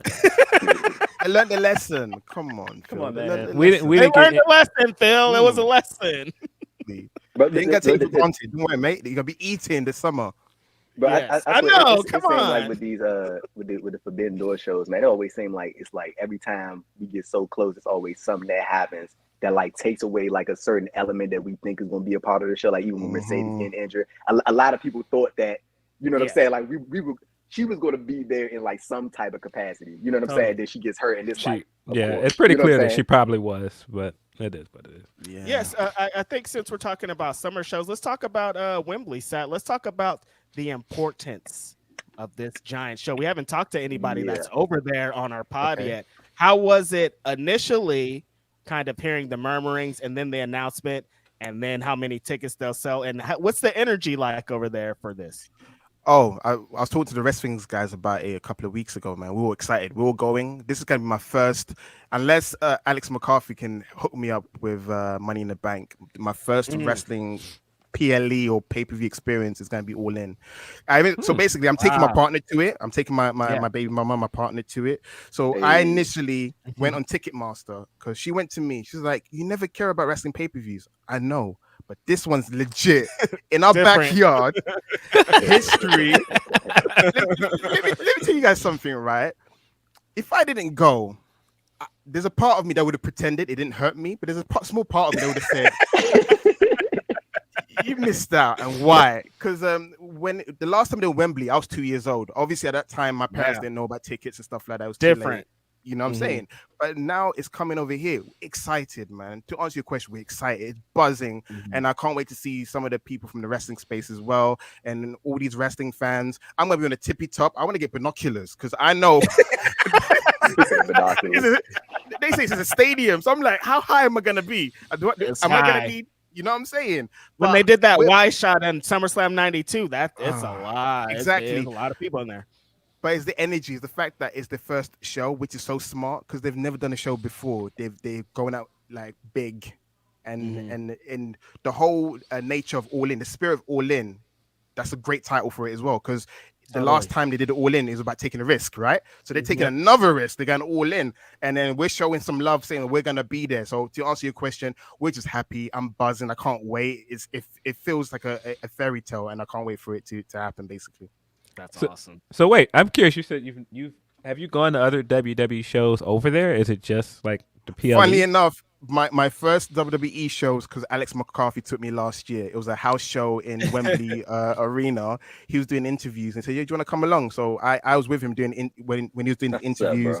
I was like his second cameraman. I was taking pictures as well. Met some wrestlers and everything like that. And yeah, that was my first WWE one. My first wrestling one with Ospreay shows. He comps me tickets. I go to Rev Pro. That's why I do. Yeah. I better say, you excited about? I know Rev Pro doing they show at the Copper Box like the day before. I think Rev Pro running the Copper Box the day before All In, and they run the Shingo versus Ospreay. That's the headliner. I saw a lot of people was amped about that. I think that's gonna be the biggest show Rev Pro has ever done out in the UK. So that's gonna be big. Possibly. The thing is that I haven't been across that. I might have to ping Big Willie over there to get some tickets to watch the show. Yeah, because since he's come back from pandemic, I haven't watched a lot of Rev Pro shows. But yeah, it was Rev Pro and my first WWE. You know, it was as well. Vince had a habit of producing poor quality shows, and Yeah. Insurrection. What's the Insurrection? Rebellion. Those are like glorified house shows. Yeah. You know what I'm saying? So I mean, I never really cared. Is Insurrection the infamous Jacqueline clip? Them things was hanging. It was another show. I forgot. It was overseas. It wasn't. It was overseas. It was 98. It had Vinnie Jones in it. Yeah. Like I am jealous that y'all got to see Aunt Jackie's things hang. Like that is a. Listen, them fanging been fanging.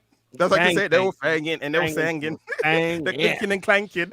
She came out on the episode of. She came out with Kevin Sullivan on the episode of Nitro '97, and she looked like a perfect 10. I was like, "What is this black woman doing in this weird wrestling show, being like this?" And she's amazing. Shout out. Can we also get out here that she should have won? She should have won that bikini contest. I don't give a fuck. Oh yeah, Sable did not look better than her. She should have won that bikini contest. She got cheated. No, but she did win. They reversed it. I think next night on Raw, saying that because she had the painted on thing, it wasn't real. But regardless, she should have won that night. She should have won. Capital Carnage. That's the pay per view you're talking about. 98 Capital Carnage. Jackie's thing. There you go. Them chocolate titties. Yeah. All right, we're moving on before we get canceled. Hey, real quick on Jackie. Hey, real quick on Jackie though. Real quick on Jacqueline. She did say publicly that she wanted Bianca Belair to be her retirement match. That's all I'm saying. Hey, that's all I'm saying. Yo, I'm trying to figure. She said that last. I'm trying to figure out how somebody ain't jump on that and be like, let's. I mean, we see the Alundra Blaze / Medusa that don't work because she been trying to get that Charlotte match. Yeah, she like, hey, and Charlotte ain't shit. They be like, we didn't ask you about that. She's like, what do you want to eat for lunch? Let me get a sandwich. Charlotte. Like, wait, why are you talking about Charlotte? What's wrong with you? Now she's doing Trish now, saying Trish ain't shit. Yeah. Trish stole my whole shit, and then she came and fucked it. I'm like, what are you talking about? Like, relax. The belt in the bin, bro. Just if you want the match, say, hey, we should have a match. Let's do this. But she's trying to like do the heat before she does the match. Interesting. Whatever. I love Medusa, but yeah, she's trying to work herself into something. Yes Boy says they want Sammy Guevara to be babyface so bad they made him have a baby.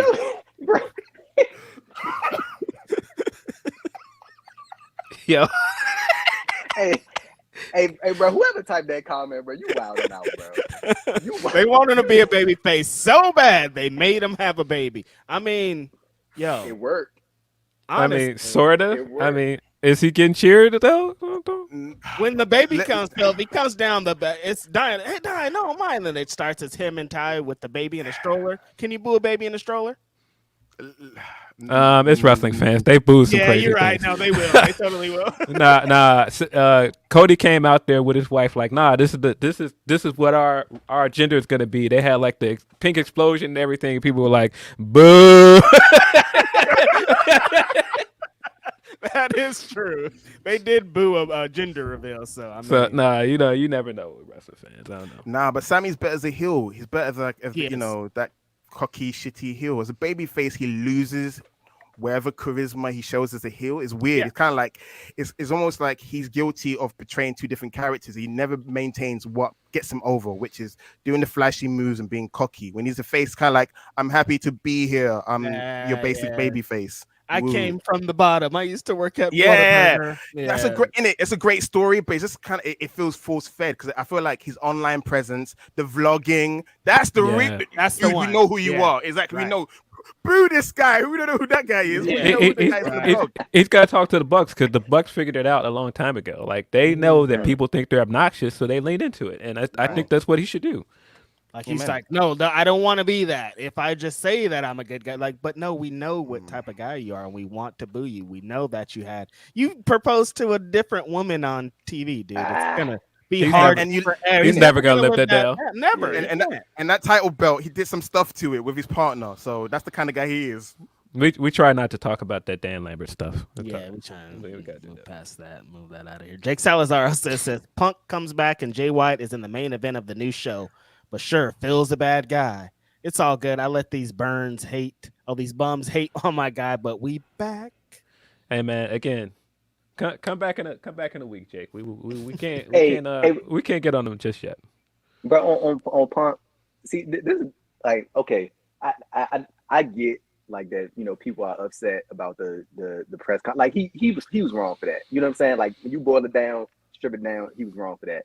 Yeah. But like people like, but they acting like this man is like the worst human being Yes, like to ever yes. walk the earth. I'm like, all Yes. right, let's relax a little bit. You know Yeah, what I'm Like, saying? we Like, always just pitch on calm this down. show. You don't know him. Like they act like he Mhm. personally came into their dressing room and started fighting. Like, first of all, they came into his dressing room, but they act like he came into their house and punched their mom. How they be talking about, bro? You don't know this man. Like, and they be like, we all know he's this. We don't all know he's anything. I don't know know that he's from Chicago and he's won a bunch of world championships. That's all I know about this man. You know what I mean? Like, it's crazy. Yeah, listen, man. It's been 7 months, and we've had our 7 months to be upset about this.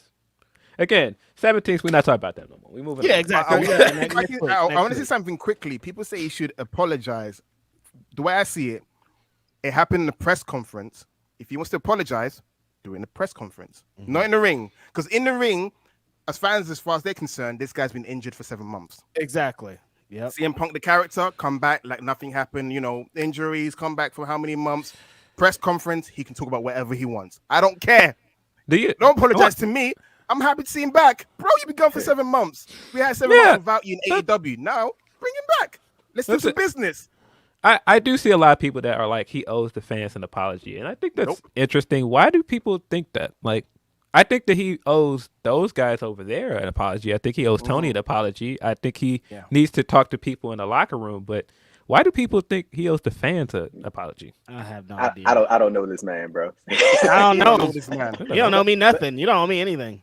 But like on the just on that, like I think the most that we've like heard from this, like from another party was when Kenny was on Renee's podcast, and Kenny was like what stood out to me was what Kenny was saying was just like team. He was like he compared it to when he was playing pro like hockey or some stuff like that. And he was like, I got into fights with teammates, and you know we beef or whatever for a little bit, and then after a while, you know, you make up and whatever. We ain't got to be all buddy, but you know it's a cordial thing. There, from what it sounded like Kenny was open to, you know what I'm saying, being the one that's like, oh man, well, you know, I mean, we get in a fight, whatever, and then we can move on and everybody get past it, and you know, we all good type stuff. So when I'm looking back on it, I think that's probably the most that we ever heard from this whole thing from anybody that was involved. So yeah, I mean, Kenny seemed like he was like, just from hearing, I mean, I don't know how you feel about it, but just hearing what he said on that podcast, it seemed like he was kind of like, all right, bro, like, you know, it's in the past. Also, shout out to A Steel. He bit a VP and got a promotion. Only guys ever do that. That's stunting, bro. I'm gonna go to WB and bite my VP. See what happens to me. You got to be riding or dying for your homeboy, though. That was a very important. They were like, no, this guy's ride or die for his homie. He don't care. He's gonna fight. Like that deserves a promotion to me. Like if Phil Lindsay is fighting with a bunch of other tag teams, I'm about to be fighting too. I don't care if I'm a higher up figure in there. That's my homeboy. We going to war. You ready to go to war? We going to war. Seth said he about to go bite his balls. Hey, it worked for this other guy. Can I get a promotion? Yeah, I'm gonna go bite Ollie Davis and say, hey, I'm gonna get my own YouTube channel out of this. Biting your boss again your own YouTube channel is hilarious. Yeah, let's see what happens. Yeah. Nah, man. Listen, if I flip on Russell Talk and like you're on there biting people and like Tempest is throwing chairs, bro, I'm gonna be like, yeah, what's going on over here? Well, they wilding over here. What's happening over here, man? We got a lot of super chats, so I'm gonna just keep running through them. Shout out to y'all for being dope today. M Zedong says all political power comes from the barrel of a gun. Y'all are wild. Leave the guns. Stop it. Okay. Yeah. We won't get into politics. It's been a week of politics. So. Oh yeah. No. Jake Salazar says, "Oh Phil, they strapping up the queen. All right." Nah. It's happening. We're not manifesting that, bro. Nah. It's happening. It's happening. He also says Charlotte beats Asuka immediately on Raw. Asuka attacks her, and Raquel cashes in on Charlotte. It's a terrible idea, and you know WWE. Don't do it. If my money right now is also on Raquel Rodriguez winning the women's Money in the Bank because they, for some reason, just love her so much. I don't know why they love her so much. Raquel? Nah. Yeah. As a heel, I think Raquel as a heel could work. Her as a baby face that looks like she's been threatened to. She has to smile with her, or her family to get blown up. So I should smile now. This is where I smile. Smile. because she's smiling like she's Yoto or something. Like just she's all back, teeth. dude. None but back. Jake Salazar says, "Nah, Sad is right. This is white privilege." She is the line.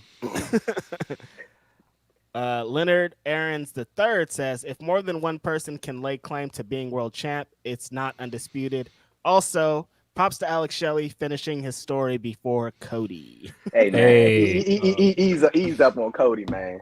Ease up on Cody, man. He didn't finish the story, Drew. Okay, he finished his breakfast, bro. He finished his breakfast. Hey man, nah, but shout out to Alex though, man. That is a big win for him. Big deal. Just that shot of him and my man. Saban. Why am I drawing? Chris Saban.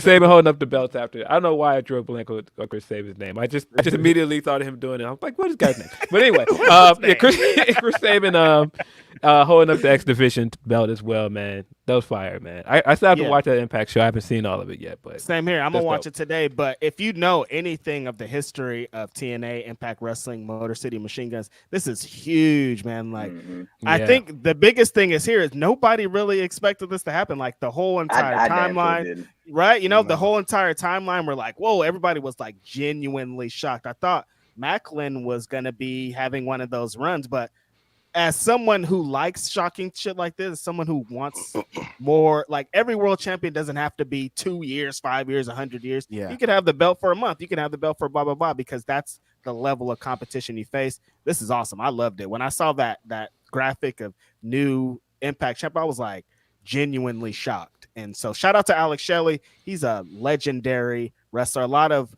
what I talk about of like Bryan Danielson, we talked to Chris Hero last week. Like he was one of those, Alex Shelley, one of those pioneers in the early 2000s that people that are great right now, they go, when Alex Shelley's in the locker room, the young people are going up to him saying, I watched you growing up. I watched your tag team growing up.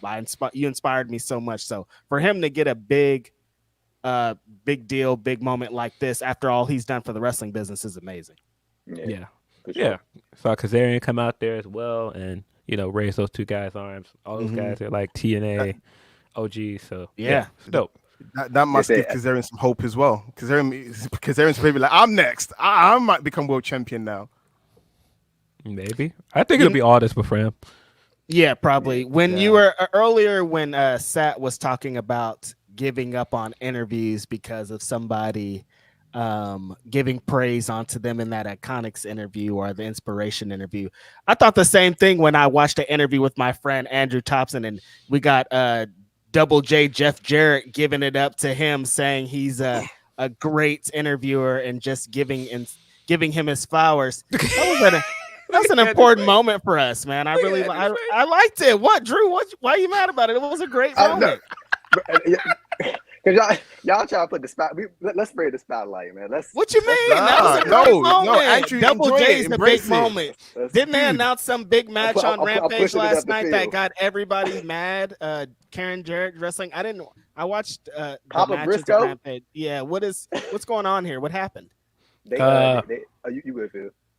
So apparently we're still going off of the pop of the guitar spot from Double or Nothing, and now because of that, it looks like they're doing an unsanctioned match with Papa Briscoe and Jay and Aubrey against Karen, Jarrett, and who's our sixth person? Lethal. There you go.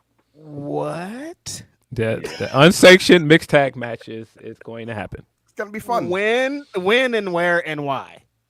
I don't think they announced it. I don't think they've announced it yet, but yeah. Why is Papa Briscoe in here? What? He's had enough of their crap. I don't know. But when they say Will Papa Washington, Briscoe, I'm kidding.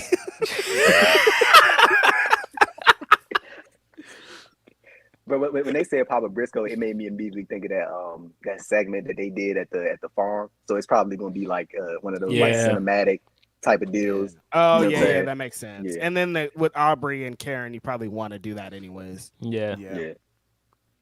Interesting choice, you guys. Jake Salazar also says, "Hey Reg, Cody beats Brock with Goldberg interference, setting up Brock versus Goldberg, and you're disgusting." I think Goldberg. I think Goldberg will be at Wembley. You talking crazy too. I heard talk this week of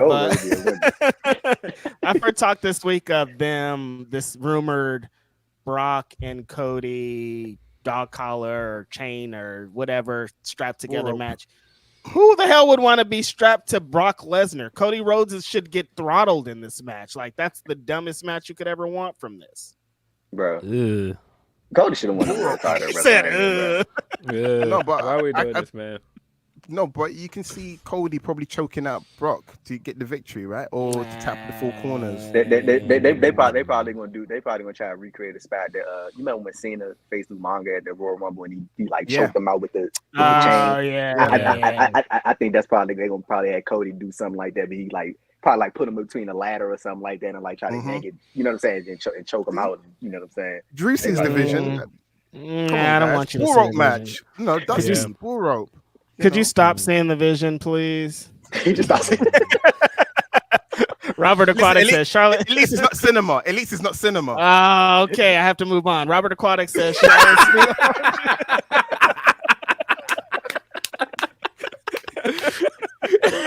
Come on, Stat, help me out. Charlotte's new OMG moment.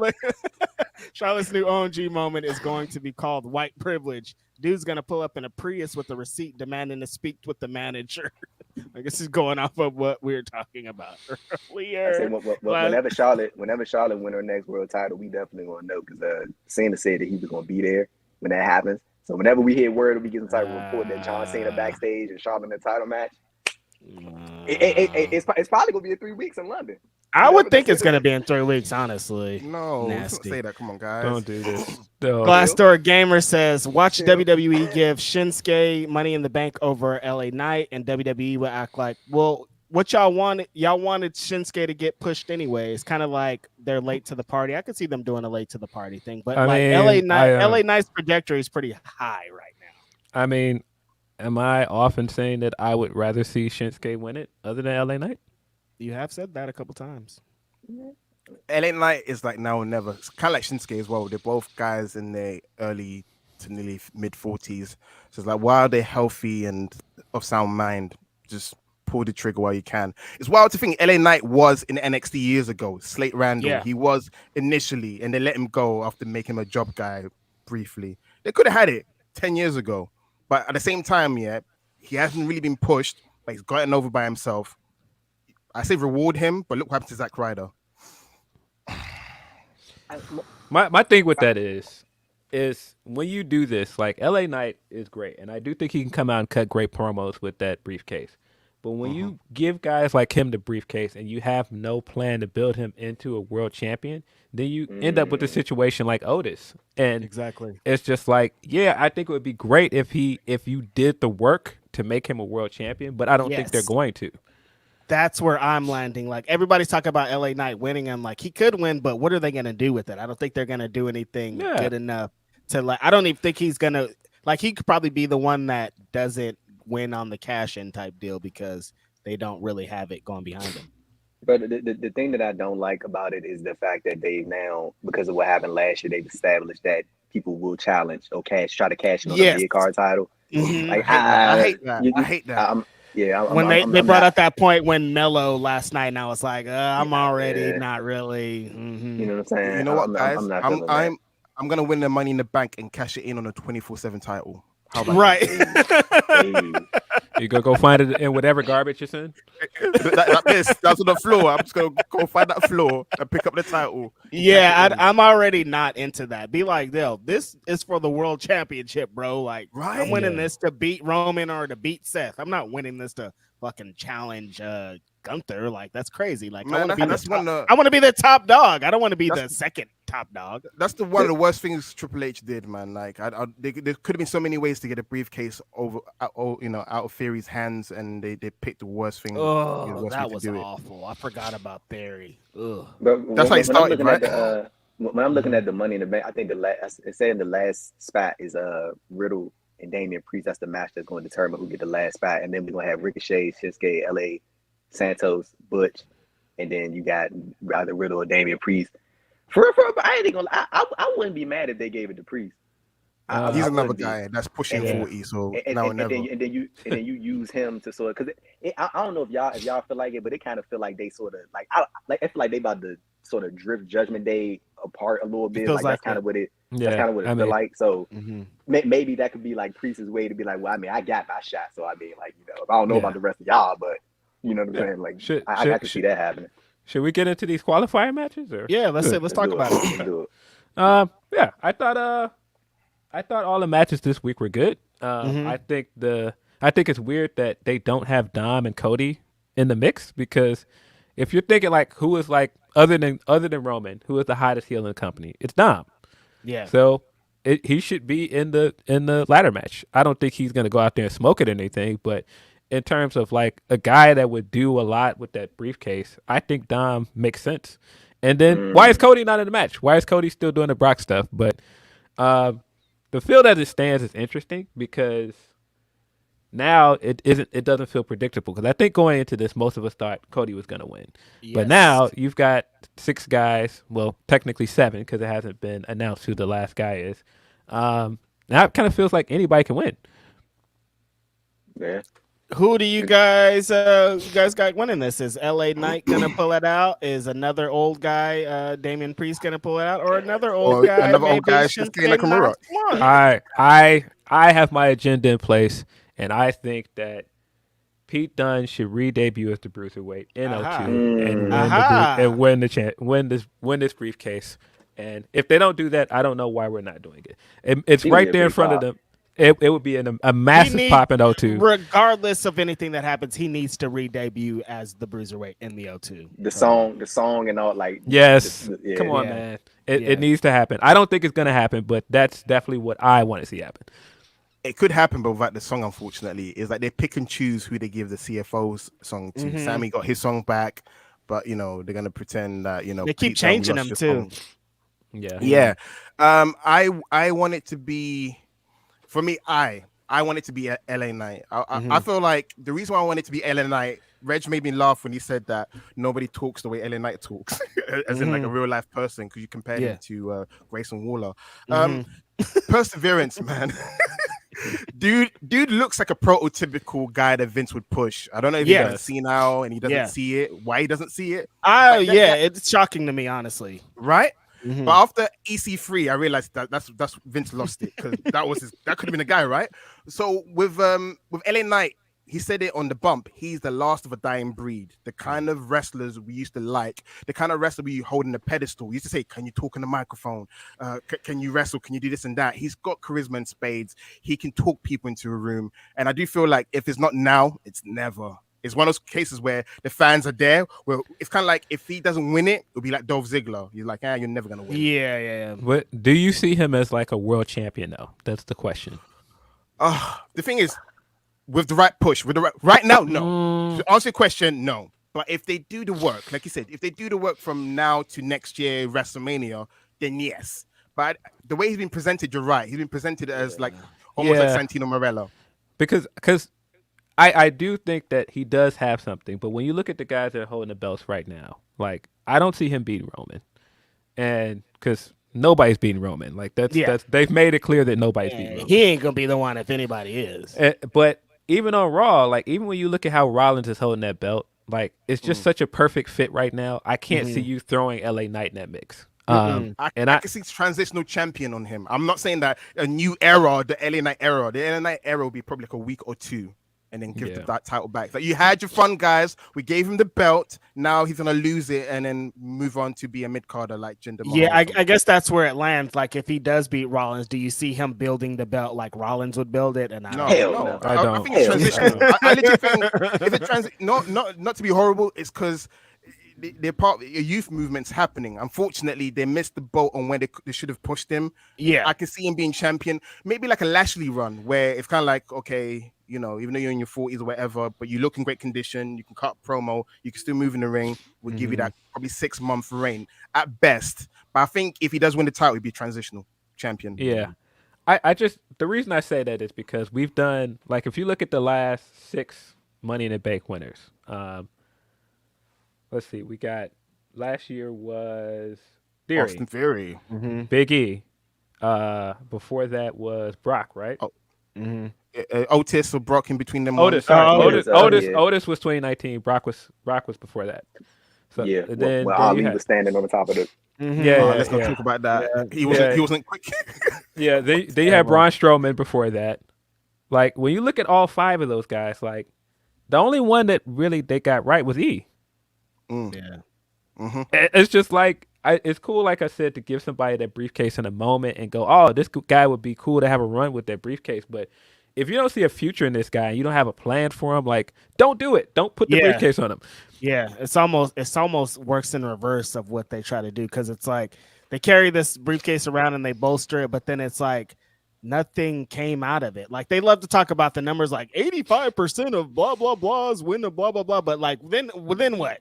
Yeah, and I think that's an issue, man. Like I think somebody's got to have like one of those like career defining money in the bank runs, kind of like what Edge had, and like we haven't even seen a women's wrestler have that yet. And I feel like a women's wrestler needs to have that. And I feel like you could do that with somebody else. That's why I'm like, yo, out of that field, the young guy to pick is Butch.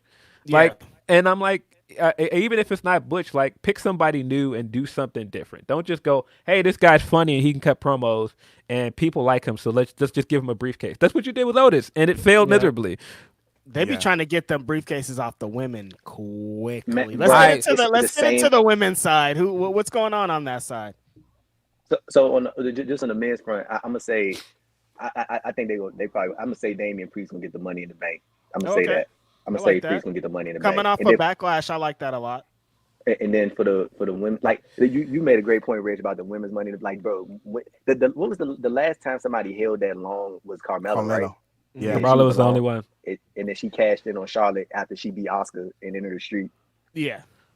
So, exactly. You know, but like when I'm looking, so we got Zelina, Becky, Zoe Stark, Bayley, Io Sky, and we got one more. Have they said what that final match is yet? I don't think they have. I don't think they've announced it yet.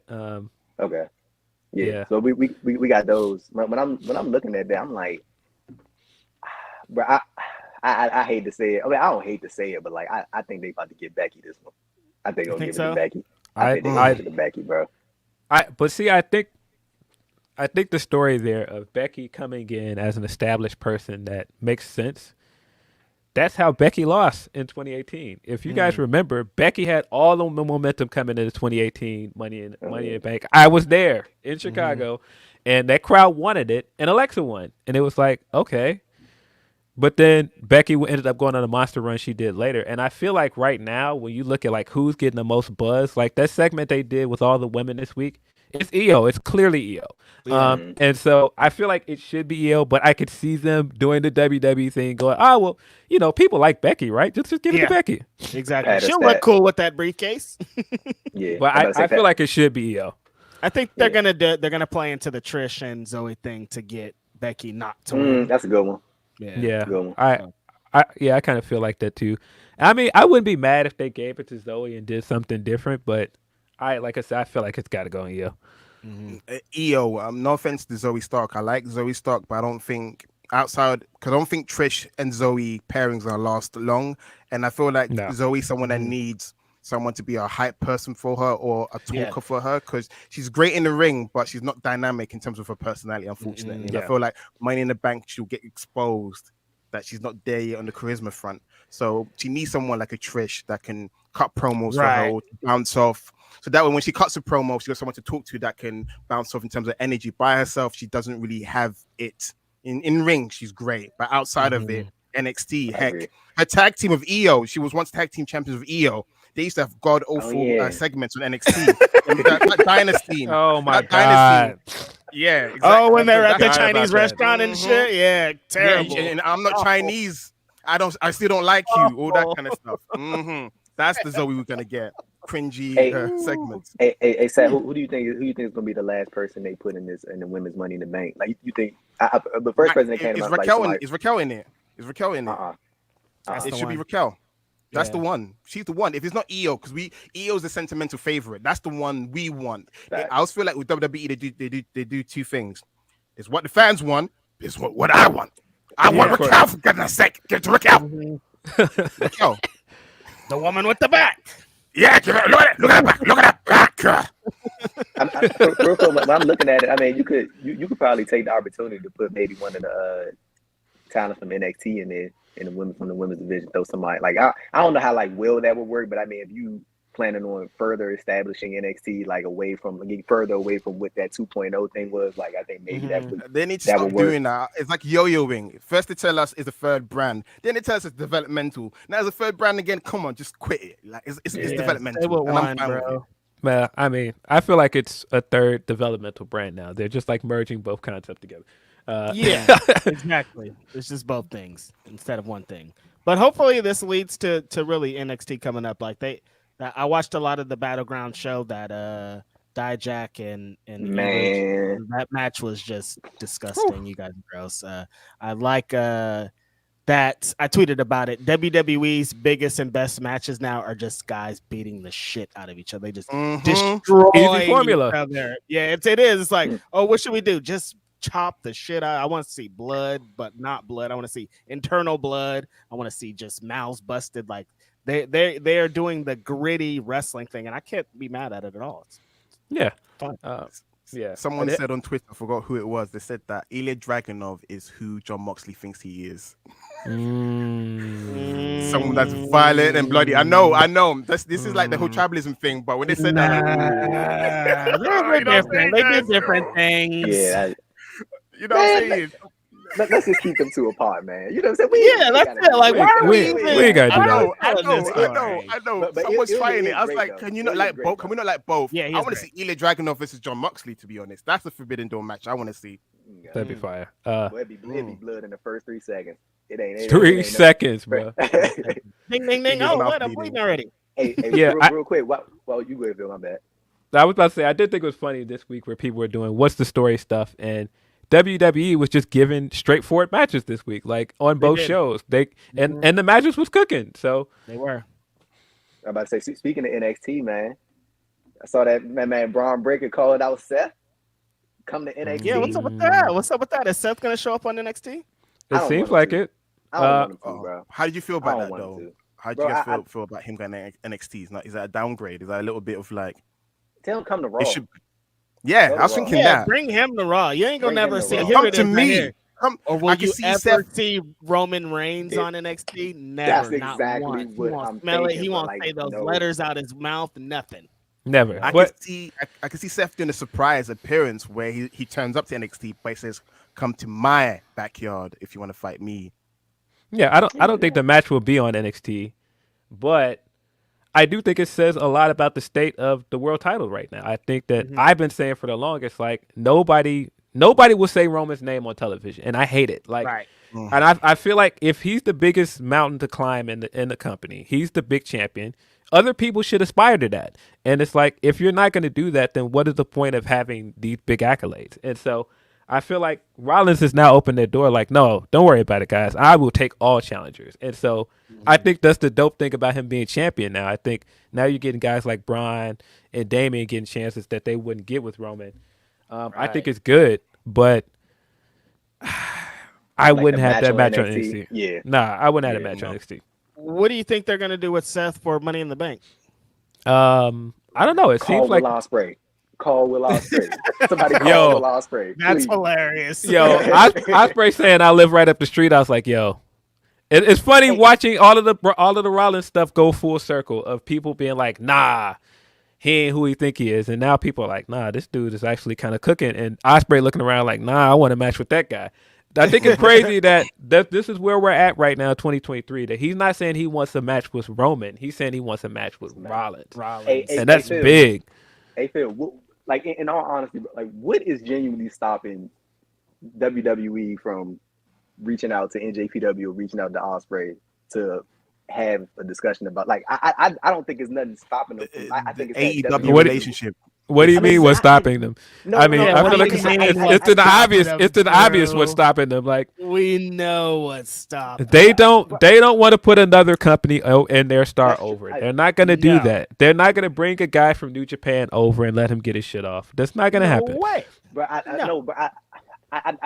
get that part of it. But I'm like I think it's just like why, dude? Just do it. It's right there. We're about to have this. exactly. But that's They just like had my that whole big thing. show in Japan with all the wrestling companies The- together. It's like this is possible. No, because they want to look like WWE is the It's the- biggest yeah. show in town, and nothing else Yeah. around it That I matters. agree with, yeah. That's why when you bring Cody in, you have him for a year, and he goes on this winning streak. No, we still have to watch the stench of that other place off of you because we got to make it Right. seem like your story is our story. Our story. Your story coming from there and having this run. That isn't important. It's our story. We got to make it our thing, and that's why you're not going to see this crossover, because everything has to be under their umbrella, and that it has to be their way. Yeah. Well, they've Yeah, done it before with that- Jushin Liger. They had Jushin Yeah. Liger come to NXT. They did. But I guess that's NXT. They did. Yeah, like, Yeah. that, Well, that, yeah. that I agree with. That's for sure. that's Like, when Triple you H get was that. trying to do his super indie thing. He not. Yeah. Mhm.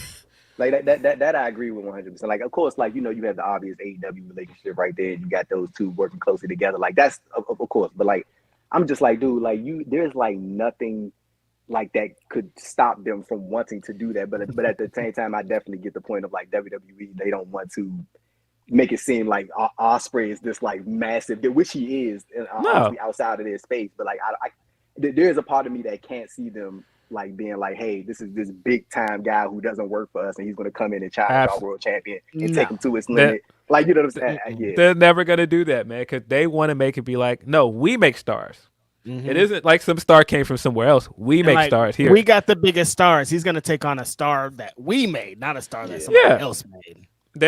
I could totally see them looking around like, hey, does our fan base even know who this guy is? Like, Totally. that's just how they. That's how they. Well, move. Sat said that that's his friend. What does Will Ospreay think about this, Sat? You Text guys him saw right his now and Twitter. ask him. You guys saw his Twitter. He'll be up to come in, do a great match, let Seth win, and go home. Bro, Like that's he the would do thing. that. He Bro, would be into bro, that. Yeah. I can't see, but I can't see. I don't know Ospreay. Like, I can't see Ospreay being one of those people that's like, okay, if we do this. If I were to go to Money in the Bank, being like, I need to win. I can Right. see Ospreay being like, let's no, go he's in selfless. here, Yeah. give me 25 minutes with this dude. Let me get my shit off, and Mm-hmm. we're gonna put on a banger, and I Right, can go legit. about my way. And y'all ain't ever gotta mention me again. You know what I'm saying? Yeah. Like, I can see Ospreay like legit being on that type of time. That's the But kind like of WWE, I can't see them being on that type of time. That's No. the thing. Yeah, They'll be like, sign with us. They're like, sign here, sign Yeah, with sign his us. contract first. yeah. I mean, like I said, they've done small things here and there, but it's always like off on an offshoot, not on TV. Like over here on the network, yeah, we can bring Kota Ibushi in, but like on TV, nah, we're not doing that. It's like when that story came out. I think like a couple of years ago or a year ago when I think like about them trying to get Bryan Danielson to let him work New Japan for a little bit. Never believed it. Never. I didn't believe it. I for was one like, minute. get the fuck Yeah, out of here. He that let him wasn't work gonna no New happen. Japan, He, man. and Never I believed think it. he knew that too. He's like, y'all capping, bro. Y'all Yeah. are not, I think y'all are I think not it about happened. to let me go I wrestle think- in Japan. I think Vince called Inoki. He goes, "Hey Inoki, I got this guy," and Inoki goes, "I don't work there anymore." Who is this? Hey, bro, Yeah. hey, bro. I could see some along the lines of like them talking to Brian and being like, "Hey, man, you signed this contract. We'll get you over there. Yeah. You sign this. Sign this. We'll let you put do about whatever 4 or 5 you years want. on this deal. Mhm. Yeah. Go ahead, Nah, we'll go let you ahead. have all the Japanese whatever you want. Let's just sign this. Yeah, Yeah, but we get Pro Wrestling Noah. We're gonna buy Noah. Sign this though first, and we'll talk about it. But Yeah, bro, nah. Pro Wrestling NXT Japan. It's crazy that y'all had mentioned about the like them probably having the mindset of like is any of our fans gonna know this guy? They thought the same thing. Well, I'm not gonna say they. I'm gonna say Vince thought the same thing about AJ when he came in. He thought Yeah, he and thought he the was reaction wrong. that he Yep. got was a fluke. Yeah, I was, you know what I'm saying? It's, you know, it's crazy. but, It's yeah. a That pencil mustache. Back into the super chats. Yes Boy says AEW Collision on July 22nd will be in Newark, New Jersey. Same place that chanted FCM Punk during Full Gear. Will they lean into a heel Punk? A Don Callis behind Punk would be nuclear. I don't think we'll see Punk involved in any of the Don stuff. I think it sounds funny, but we're not going to see any of that until whatever is still going on with the Bucks is cleared up. We're not Exactly. going to see him involved in anything involving the Bucks or the Elite. They're going to be on that side. He's going to be on this side. Yeah. Like one of the Collision days, Kenny Omega is working in AAA. Like they're like making a clear distinction that two things are going to be going on over here. Glassdoor Gamer says Money in the Bank makes no sense. Why cash in for a mid-card title or go to NXT and downgrade your career? Yeah, pretty much. Because ain't nobody cashing in on Roman. So absolutely not. Jake Salazar said, "Sat, let Rhonda cook. Rhonda couldn't cook a hot pocket." Come on, Jake. You can't be saying that. Say that to her face. Say that to her face. Say that to her face. You look what that journalist that she flipped over. That's what's gonna happen. Come on. Yeah. Rhonda might not be cooking too much longer. I saw Amanda Nunes talking about she wanted to come to WWE. You up out of here when the real greatest woman MMA fighter of all time comes. Shadi Huda says, "Shout out to Sat E. I missed the NXT show with SP3. LOL." I missed that too. Anime Otaku says, "Need a live reaction to Pete and Boss do one." Yeah, not Bass, the rapper from J. Cole's label. I was thinking of him. It's two English geezers rapping. They're actually pretty good. You should watch it. I would like to get your reaction, to be honest. Yeah, I'll check that out. Jake Salazar says, "This man 21 went from East London to East Atlanta." I don't know about East London, but growing up, buddy, East Atlanta was wilding out here. I'm sure East London is pretty wild too. I hear a lot of crazy stuff about that. Mm-hmm. And gentrification, but yeah. I mean, I live in Oakland worldwide, now. baby. Corey David says, "Better IC champ, Gunther, Sean, or Razor?" Ooh, it'll be between Razor and Gunther because Sean had a lot of vacancies in his title reigns. Yeah. Mm-hmm. Sean created great moments. Razor Ramon was the first guy to get to 4 times the Intercontinental Champion. He had also great moments, but currently this run has solidified the IC title. I feel like Gunther's done more to raise the stakes of the IC title more than anyone's done in a long time. Long time. Yeah, definitely. I'm gonna go with Gunther. Yeah. I think, just for those reasons, like when Sean and Razor were going off, it still was like still was Brett, and there's still all these other elements that kind of help with that. But Gunther has been in there with anybody and has built the stock of this title that we kind of thought was going to be dead forever. It's kind of it's pretty amazing. But there have been points throughout Gunther's IC title reign where I personally have wanted Sheamus to take the title off him, but like I can accept when I'm proven wrong as a viewer, like it's right. when that stuff happens, and I'm like, man, they should have had Sheamus win the title, and then like here we are, all these months removed, and I'm like, dude, I'm like really still enjoying Gunther's Intercontinental title. I was like, I was wrong. You know, I still think Sheamus is gonna win it, but down the line, I think once we break Honky Tonk Man's record, please, a work rate title with a garbage guy as champion has never worked for me. Doesn't make sense, right? The guy that used to walk out title count outs is a work rate title, and your longest champion, some garbage wrestler. Hey, bro, did y'all see the match that Gunther had with Kevin Owens on Raw? Yes. Right. Oh. That was Yeah, I'm telling you, this week Raw was giving us all the matches. Like, man, Rollins putting on a banger in the main event. I was like, where are we? We're back in 2018. What's going on? Man, it's great to see us. Seth Rollins, like you mentioned 2018, Phil, like that run he had when he was the Intercontinental Champion, like Brock was gone with the Universal belt, and Seth was the man on Monday Night Raw. It does feel like exactly. We back, man. We back. Had to go through some dark periods, man, but we back. Yeah. There's about to be a time where Seth Rollins is world champ and CM Punk is back in AEW. We ain't gonna be able to tell Phil shit. Can't tell him nothing. By the way, did you see that article I put in our group chat? Because I was like, sure seems like a lot of stuff that I said on this podcast that Seth Rollins is also saying. And certain person in our group chat didn't respond to me. I was like, yeah. And somebody definitely tweeted me and was like, hey, man, did California give you your credit in the group chat? I was like, nope, sure didn't. Never have and never will. Just so you know, Grapsody followers, that debate is still a thing that he will not admit I was right about. It's forever, yeah. It's all right. I don't think he's never gonna give me. He's never gonna give me this one. It's all right. He never is. But it's I know I won a long time ago. I won back in April, but he just won't admit it. It's all right. Y'all are so funny. It's never going to end. Shame Monster. You guys, I'm stuck in the middle of this forever. Shame Monster says, shout out Preston Vance. He started to adapt Mox's style of brawling and crimson masking. Hook in a big match, white covered in his own blood. Crazy visual. Yeah, Dynamite was interesting this week because I feel like the matches we got were good, but some of the other stuff was kind of like meh.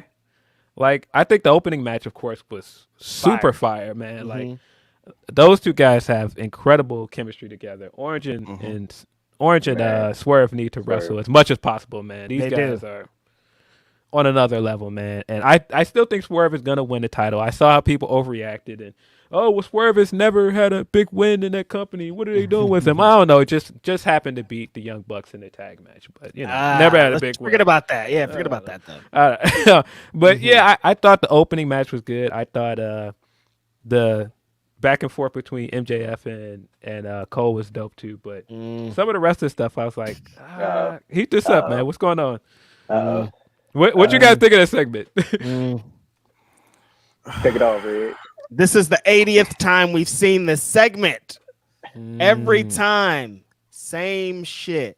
Max comes on, heats the guy up. It could be good or bad. He heated him up in a good way. Oh, I like you, blah, blah, blah, blah, blah. It all ends the same way. Then he lets the guy do his thing. Then he does the visuals, blah, blah, blah. We all say, ooh, ah. And then it's just like, but I've seen this. I've seen you do this exact same thing with fucking Bryan Danielson, with CM Punk, now with Adam Cole and the Four Pillars thing. Oh, Max, your wife, your fiance left you.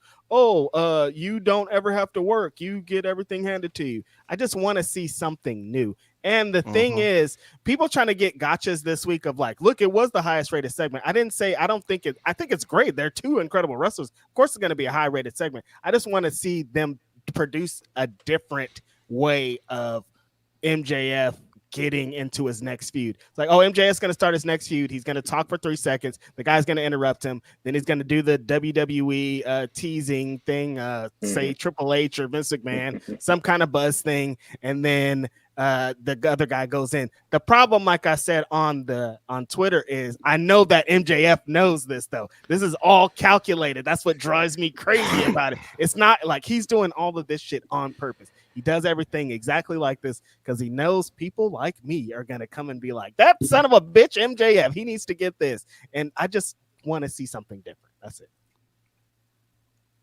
That's all. Agreed. Gonna have to get to that one. I got on here. I don't know if you remember when I took that Twitter break because I said the thing that makes Max great is that he's hyper aware of everything people are saying on the internet.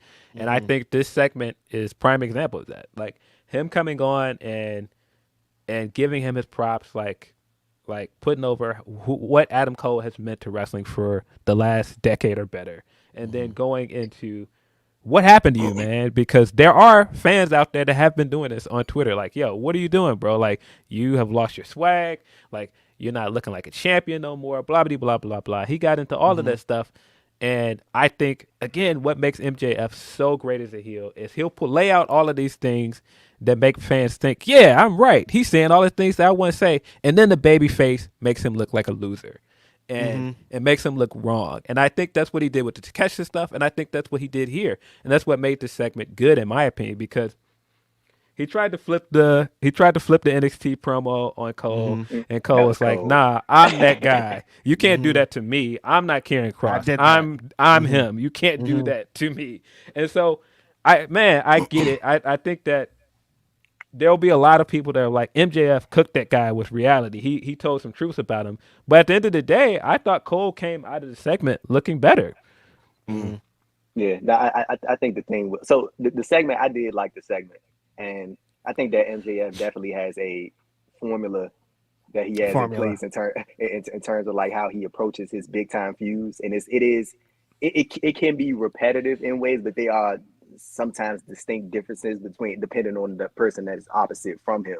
And I feel like with Adam Cole, like to much what Phil said, I feel like Cole did a good job of, like, MJF of course is gonna come at you with all like the reality stuff and like trying to people say on social media. But I think the thing that Adam Cole did real well was he got his jabs in, with the reality stuff, but Adam Cole somewhat kept it in character in a way. Like he made sure to play up that he's the good guy and he's the baby face in this situation, but he did it in a way that wasn't like that made him seem beneath MJF or fearful of MJF or anything that would be used like in a typical babyface heel format. Like Adam Cole he really got his digs in, but at the same time, he made MJF feel like, I'm trying to feel like a good way to explain it. Like he didn't come off as less than he didn't come off as less than, but he also kept it like he just blended the reality, bro, but make sure that he kept it in character as well. Like I don't really know how to explain it, but Adam Cole came off real well. I just said all that to say that. Yeah. I think that's what Max does really well. He'll dish you, but he'll throw in enough slide, like backhanded compliments in there that also put over why this guy is who he is. And I think for a while, people have forgotten why Adam Cole was signed, why Adam Cole is a big star, because people are like, oh, he's getting the pops because of the entrance, he's got the lights, he's got the music and all of this. But at the same time, like during the Wednesday Night War, let's not forget Adam Cole was that guy. He was the guy. He was the guy that was giving AEW problems. Like he was a ratings draw over there. So, and I think reminding fans of that matters. Yeah, Tony Khan said that himself. I think he said Adam Cole was one of the people that was like when Adam Cole was on NXT, he was like, "Oh, here we go." Like that was one of the top guys over there. So, and like MJF even putting that over during that segment, like the work that Adam Cole was putting in on NXT. Sat, do you think that does this promo make you want to see this match more? I wanted to see the match anyway. Yeah, I felt like because I agree with different points. There's always a criticism with I call it the Vince Russo style insider promo. They say that the average wrestling fan wouldn't know that there's this criticism on Adam Cole. So why are you bringing it up? But obviously, you know, there's also the argument, but the internet is a small portion of the community. Look, you know, all that kind of stuff. So what Drew said that I understood he's trying to say, MJF likes to get messy sometimes with his promo while Cole kept it clean. He could have went low blow him. He mentioned the fiance part. But for me, what I found fascinating is we've never seen Adam Cole as a babyface, right? So this is the first time we're seeing Adam Cole, who's usually the piece of shit guy who obsessed with the title, all that kind of stuff. This guy is more like the real life Austin Jenkins, you know, laid back, cool guy. And he did well coming across as a babyface. I do want to see the match. I don't get the criticism about how they're booking Adam Cole. It's kind of like you can't always win all the time. But I'm looking forward to the match. And MJF has proven that he's underrated. It's bizarre. This guy has 5-star matches. MJF has 5-star matches. Yet people say, but can he work? Is it because he works? Stupid. You know, he works pay-per-views. But that's like saying Roman Reigns wrestles every often. Can he work? Right. So lie. This is the other thing I've watched people tweet all week. Man, this guy never wrestles. And I was like, hey, that's what heel champions do. They don't give you what you want. You want the champion to come on TV and give you the matches. That's why Rollins is doing what he's doing over there, because he's a babyface now. The heel is not going to give you those things. That's why Chris Statlander has been doing the open challenge since she became TNT. Yeah, because she's a babyface. So, but I saw people like, oh, it's crazy that people are. Y'all like this what Max is doing, never wrestling on TV? Y'all like what Roman's doing? Roman's doing the same thing. Roman does not wrestle on TV. He wrestles at the pay-per-views because he's like, that's where the big match is. That's a heel thing to do. I don't understand. They've had about the same amount of matches this year. I think if Roman has had 5 TV matches, MJF has had probably 6. Like, legit. I don't know why people are like, it's a difference when those guys are doing it. They're both doing the same thing. I also want to say, like, let's keep it a buck. A lot of people say they want the Monday Night Wars. These fans wouldn't survive during the Monday Night Wars. Hogan never defended the title weekly on Nitro. Never. Some pay-per-views he was doing tag matches. He wouldn't even show up to some pay-per-views. They'd be like, Hogan's not here. Exactly. These wrestling fans nowadays, I don't want to be like them old heads, but I'm going to be like those old heads. Like, just be appreciative of what you have. And then to answer your question, I'm looking forward to the match because Adam Cole needs to beat the allegations that post-concussion, he's not the same guy because of that match he had with Jericho. You know, he needs to wash off that stink. And I think MJF will be a great guy to do it with. And how do you guys feel about them going immediately into the qualifier or the world title, whatever stipulation they call it, next week on Dynamite? I know what they're doing. Do you think that Adam Cole's gonna beat him, or do you think I think that they're gonna go? This is going towards MJF's Forbidden Door match, which I think will probably lead to him losing, I guess, right? Yeah, I think Adam Cole's going to win. I think it's to placate certain fans who are gonna hate when he does eventually lose the title match. Yeah. At least he has that victory, because they're saying that he hasn't had enough signature victories since he's been in AEW, even though he was the first guy to win the Owen Hart, tournament cup thing, But yeah, I think Adam Cole's going to win. Pink belt or whatever. Yeah, I think Adam Cole's gonna win too. Like when I'm thinking about, like, especially because Reg had mentioned Forbidden Door, like what? So just real quick to touch on that with MJF Forbidden Door. Like I think the one that I've seen on Twitter, and I think a lot of people have said this, the match against Tanahashi. Like that's probably the one, and that, like, just considering, like, MJF, even with the most recent press conference, like when he was like, but he taking digs in New Japan, like it's not real wrestling, like, what I'm saying, like, just going in on it. What better representative of New Japan to combat that than Hiroshi Tanahashi? Like, you can't find nobody that would be a better opposite. For me, it's either Okada or Tanahashi, and Okada's with Brian, so Tanahashi has to be the one to defend the honor of the company that he built. It's gonna be Tanahashi. Yeah. So if it's MJF and Tanahashi, now that y'all got me thinking about it, I'm gonna say Adam Cole get the win, and I think that MJF is gonna beat Tanahashi at Forbidden Door, and I think the trade-off to that is gonna be Will Ospreay taking the title off Kenny Omega. I'm gonna say that if MJF getting a dub over Tanahashi, and that the trade-off to that will be Will Ospreay taking the belt back from Kenny. I'm gonna say that.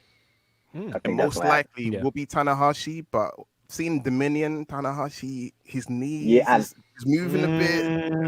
Guys. I mean, wait, real quick on that set. Like, I keep seeing, like, people saying, like, Tana been working hurt since, like, for like 5 or 6 years. Like, he's always has hurt. it never not hurt? His knees have always been an issue. Like, Tanahashi is much like, I'm not calling him Keiji Muto, but like on like it's Keiji Muto time. It's 2000. That's totally. Exactly like, but Muto, like, even on the lead up to his last match with Naito, he had to get like injections in his knees because, like, it was so he couldn't do nothing. And I think with Tanahashi is at the point now in his career, like, even looking at the All Together show, he got pinned by his own tag partner in the main event, Okada. I feel like Tanahashi is at that point in his career where he knows that he's not done, but he's at the back end. You know what I'm saying? In terms of, like, being able to give complete and full effort. And so I think that he is going to be helping out a lot of the younger guys, or a lot of the guys that's going to be here years after he's gone. And he's going to keep putting people over. And I think MJF is going to be a recipient of that. You know what I'm saying? But Tanahashi, he been hurt. He been hurt the whole time. I mean, people are acting like this guy didn't just have a great match with Okada at that Resurgence show. Right, and people are, like, giving us a standing ovation. Like, nah, Tanahashi's still Tanahashi. I'm about to say he had a great match at Battle in the Valley. Yeah, he did. Yeah. You know what I'm saying? Like, no, I'm sorry. It was at Battle at Valley, not Resurgence. Oh, yeah, that's true. Wrong. Yeah. I want Naito and MJF. That would be a great interaction with those two guys. MJF cutting promos and Naito just not giving a darn what's come out of his mouth. Probably asking someone, "What's he saying to me?" I'm not. But you want to know what I want? You want to know what I want to see at Forbidden Door? Orange had actually said this in an interview that he did with the Wrestling Classic, and he was like that he wants Zack Sabre Jr. Bro, I would love to see that Orange versus Zack. I really would. I think that'd be a. I think that's the match too. I think that the Forbidden Door match. He brought it up in the press conference too, so I think that could be possible. Man. Yeah, how many more super chats you got there? I didn't even look at our bunch. A whole lot of them. We should probably start getting into them. You want to jump into those? You want me to jump into Humper chats we got? How many Humper chats do we got? Because we got a lot of these still. Not as many Humper chats. I can get into those if you want. Yeah, let's do that. See, from Jen, love you guys. Sorry I've been quiet. Life is crazy. Keep killing it. Thanks, Jen. Thanks, Jen. Life is crazy. Always coming in and being very generous. Appreciate you. From Wanga, good day, Grapsody fellas. Seeing Claudio put Okada in the swing was great. Some good matchups with the G1 blocks. I'm looking forward to Kingston versus Shingo and Zack Sabre Jr., Cobb, and Naito matches. Naito, watch out for Yano. Also, Mox and Despy on July 4th show. Yeah. Let's get it. It's going to be Mox and Homicide versus Destiny. I don't think they announced Destiny partner yet, but it's got to be Suzuki, right? It got to be. I have to It's got to assume. be Suzuki. I would think so. Let's see, from Dan G for Grapsody. The show's perspectives are unique, refreshing, and need to keep being aired. Start listening to last year's while recuperating from a broken leg. They have since then been integral rediscovering my love of pro wrestling after 15 years away. Hey man, appreciate you. Hopefully Really the leg is hopefully the recuperation is better, man. That sounds rough. I broke my arm like a few years ago, and it wasn't like a major break, but even then I'm like, I don't want to break any more limbs. It's awful. Right. I don't know if you guys have ever had like surgery or broken a limb. It's awful. Never have. Let's see, from Board Dude, what's good, my guys? It's Saturday on Fightful, the multiverse coming together. Thanks for showing love on Grapsody posters. Next time, I'll get lower seats. What is with WWE and these mustard-looking belts? They got honey mustard and Dijon now. Yes. It does. Yeah, I think it's just such a bright gold. It does just stand out a lot with the black. It doesn't look as harsh against the white, but yeah, it does look like honey mustard. Right. That's it for the Humper chat, I think. Sweet. Well, there's a lot of these. Let's get into them. Jake Salazar says we could talk championship leagues for SAT, or y'all don't watch soccer. Anyways, I brought Atlanta United tickets for when Miami shows up, so I can see Messi. So I don't know what's good. Like, so is Messi like he's moving from another league? That's what's happening with that. Like he's moving to major league soccer. Is that what I'm reading? I don't know.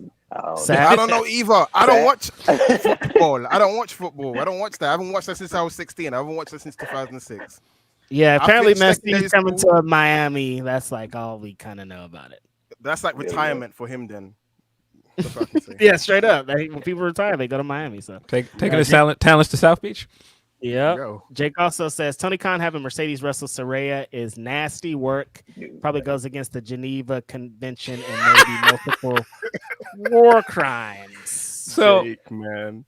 So I mean, real quick, getting into the announcements we've got this week, because we did get the Punk main event for Collision. And that is a huge match, because at first I thought it was going to be a one-on-one match, but now we're getting a trios match, and I died laughing immediately because as soon as it was announced, Dax hopped on Twitter and he was promoting this thing right away. You can tell. I told you he had a scheduled tweet. I swear he had a scheduled tweet. You can tell all of the Punk guys that are happy he's coming back, because their tweets went flying out the door as soon as this match was announced. Yeah, I'm curious to see where they go with this.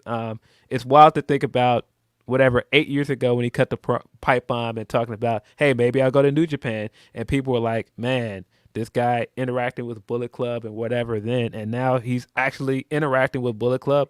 Wild times. Wow. Yeah, we've came a long way. Mm-hmm. Speaking of FTR, y'all think they're going to end up working Bishamon at Forbidden Door? Gonna be a match. Running back. I think so, because I think they were originally going to do FTR and an Aussie Open again at Forbidden Door, but since they're out, that's probably what they'll go with. Yeah, but yeah, the other part about it, I know people are upset about him possibly doing the Mercedes match, but am I off in, like, wasn't this always the tease with Saraya coming back? As soon as Saraya came back, that's who people wanted to see her wrestle, because that's who she had the last match against when she got injured. When she said she was going to AEW and she was cleared to wrestle, the first person she texted was Mercedes. Why are people surprised that match was on the docket? Saraya wants the match, Mercedes wants the match. Hi, sir. This is what happened. Number one, it was nostalgia. Number two, the Saraya that's wrestling now is not the Saraya people want to see wrestle Mercedes. They don't want to see Mercedes drag her to a good match. Like, no offense to Saraya, I feel like if she knocked off ring rust, she can probably do a decent match. But right now, you can argue she's probably Andre the Giant of that women's division. I don't know. Yikes. But here's my counterpoint to that. A few weeks ago, didn't we see her have a good match with Sky Blue? Are we now saying that Sky Blue can have a good match with her, but not Mercedes?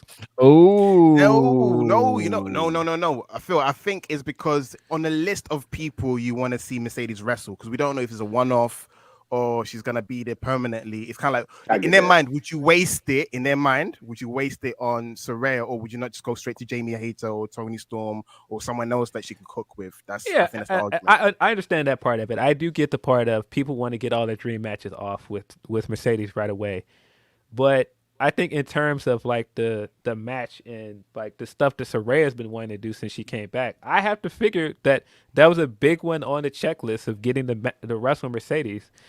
I don't know why people were surprised that Tony would want to do that match. People that were like, "Oh, how dare he?" Like, I'm pretty sure that was like because me, I want it. It would be a full circle moment. I mean, her last match was with Sasha Banks, and then to come to have that match with Mercedes. Yeah, that would be a great full circle. But I moment. mean, even to go back to when we thought Mercedes was going to come to the Forum, we thought that that's why she was going to be there, was the team with Saraya and lead to that match. So why are people surprised that was possibly the booking decision?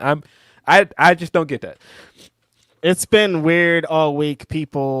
This is how I know wrestling fans complain about everything. That match, nobody said that match is official. Nobody said anything. They have been bearing a match off of rumors all week. Like, I can't believe we almost got this. You guys are mad at something we almost got. Think about this. Well, Reg, I do think that was going to be the match, honestly. Yeah, just based off, like I said, know that it was going to be the forum match, stuff and everything.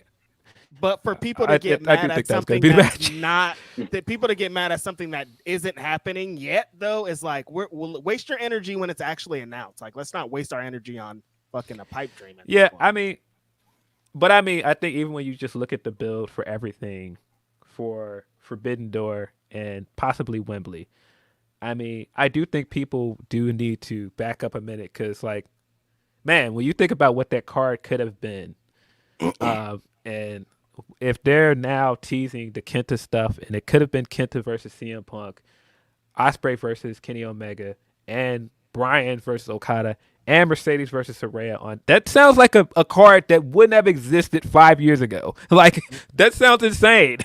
Actually, half these people were injured, out, retired, in different companies, all kind of shit's going on. Yeah, that's why I'm like, people gotta relax, man. But with the Kenta CM Punk match, not much. I don't. You know what I'm like?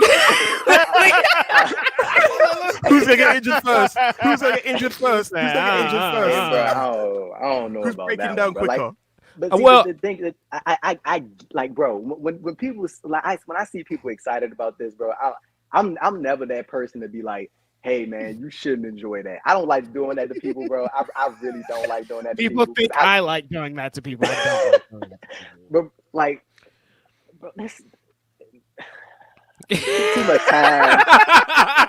Too much time has passed, bro. And I'm okay. Let me say this. If this is an unsanctioned match, by all means, let's rock. But if this is like some straight up like just traditional singles, let's. Well, I mean, let's wrap this, bro.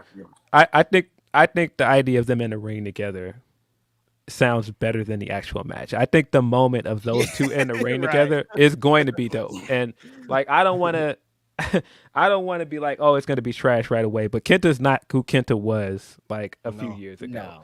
No. And I don't think that people that want to see it are expecting like this work rate classic. What was that? Somebody lit a match? What's going on? I'm like, what was that? Is somebody starting a fire over there? But a Lil Wayne song was starting over here. But no, I don't think it's gonna be like this work rate classic. But I do think that it's gonna give us like this big moment for CM Punk coming back. Because I mean, I think a lot of the stuff we want to see with CM Punk being back in wrestling is the moments. It's not really the matches. It's like, right.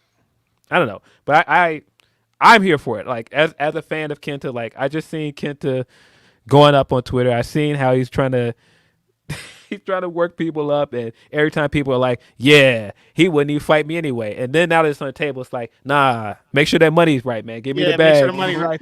So watching the work he's done on Twitter has just been fantastic. I think that stuff alone makes me want to see the match happen. I mean, the guy just the other day just was like, nah, What You Know About Me is my favorite T.I. song. I'm like, yo, Kenta's the man, bro. Yeah, I mean, he used to come out to the instrumental version in Japan. Like he did. He did. Yeah, I think it's more about the moment, and I think at this because I see people saying that they're both beat up, they're both blah blah blah. I think both at this stage of this career, they can get out enough match that it'll be dope. It's not going to be a 30-minute classic. It might be a fucking 10-minute sprint, and that's going to hit. It might be a freestyle match. That's it. David Reed said, dropped in late, but what about Mox, Zack Sabre Jr. and OC Suzuki at Forbidden Door 2? 2 matches taken from us because of the pandemic. Yeah. I don't think the OC Suzuki match is going to happen there, but it needs to happen eventually. They have to do it just because there's this internet lore all over it. Jake Salazar says, I'll be back next week, Phil. Of course. We're going crazy next week, buddy. Robert Aquatic says Ace still bit me. Also playing along to the things going on next week.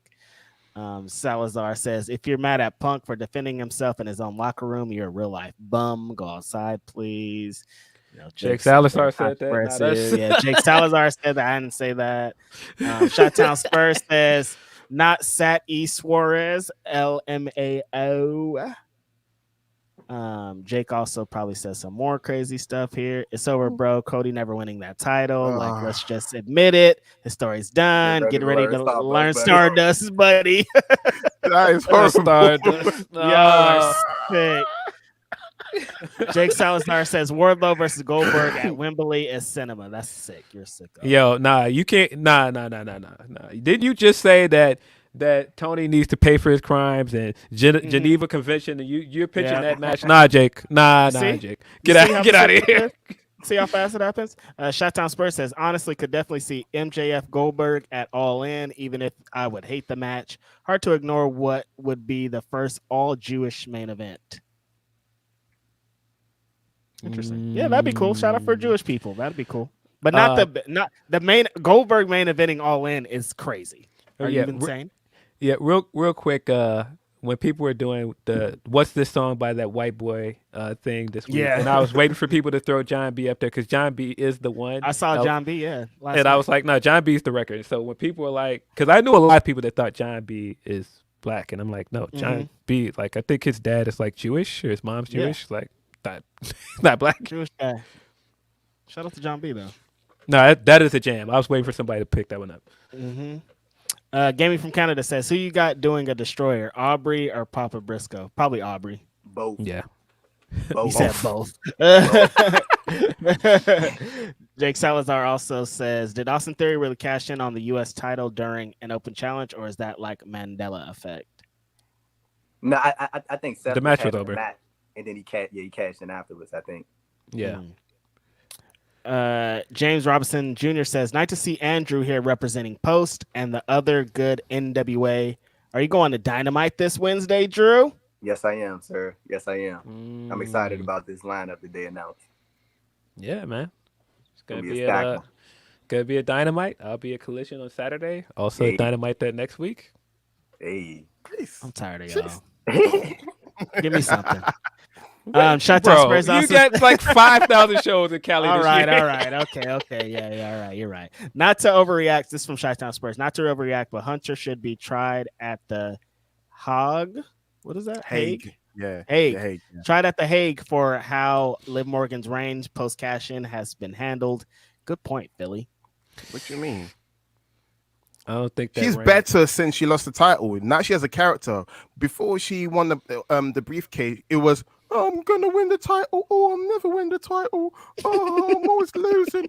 She was always crying. She was like crying babyface. Why'd you make her sound like an orphan or something? Like, please, I want some more. Remember Becky was cooking her every week. He was like, all right. Yeah, she was. Kid. Remember, she was. Now she's like Spike Dudley. Now she's like, no, for real. Right? She's like Jeff hardcore, Hardy, bring the Spike tables. Dudley, Darby Allin. At least you know she's got character. She likes to bring out the table and botch some spots. But yeah, that's who she is now. I like that. It's character development. Oh, last year it was horrendous. Push Liv. Oh guys, I lost again. I can't believe it. I'll win someday. She won. What is this? Live voice you keep doing, Get bro. well soon. That actually sounds to me, bro. That's what from New Jersey sounds like to me. Oh my Mhm. god. He's right. You're pretty right on the money. Jake Salazar says Dominic is terrible at everything wrestling related. Oh, we got down to the bottom of this. I don't know about that one, bro. That's a bit much. I wouldn't say all of that. Yeah. Not Listen, terrible. I've Not been terrible. on the Dominic bandwagon back when people used to make Walter jokes about him. Remember those days? Walter I did. Jr. I was one of the. Yeah, guys. remember them days? Yeah, Mhm. I've always been a Mhm. Dom fan because I want that outcome of him getting the mask from Rey Mysterio, becoming Prince Mysterio. I'm hooked on that lore. I want that to happen. But I'm happy that there's been character development because I was kind of iffy on the heel turn, but he's blown it away. And his ring work is getting better as well. I mean, those Michinoku drivers. He's like the second best heel in the company that they got. You know what I'm saying? Like Dominic is, you know what I'm saying? Arguably the best heel in the company. Bro, if there was, like, if you asked me like 2 years ago, who would I think would have been the best heel in WWE? Dominic would probably been like the last person that came to my mind. Mm-hmm. Like they'd have been able to pull something out of him that I didn't even think he had in him.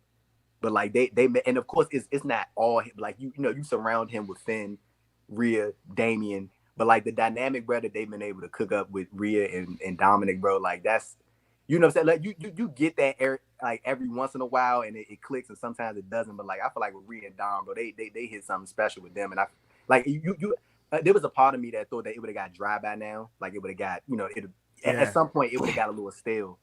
But like they like riding away with this thing, and I think that Rhea and Dom can continue on post Judgment Day if there were to come a time when that group is to split.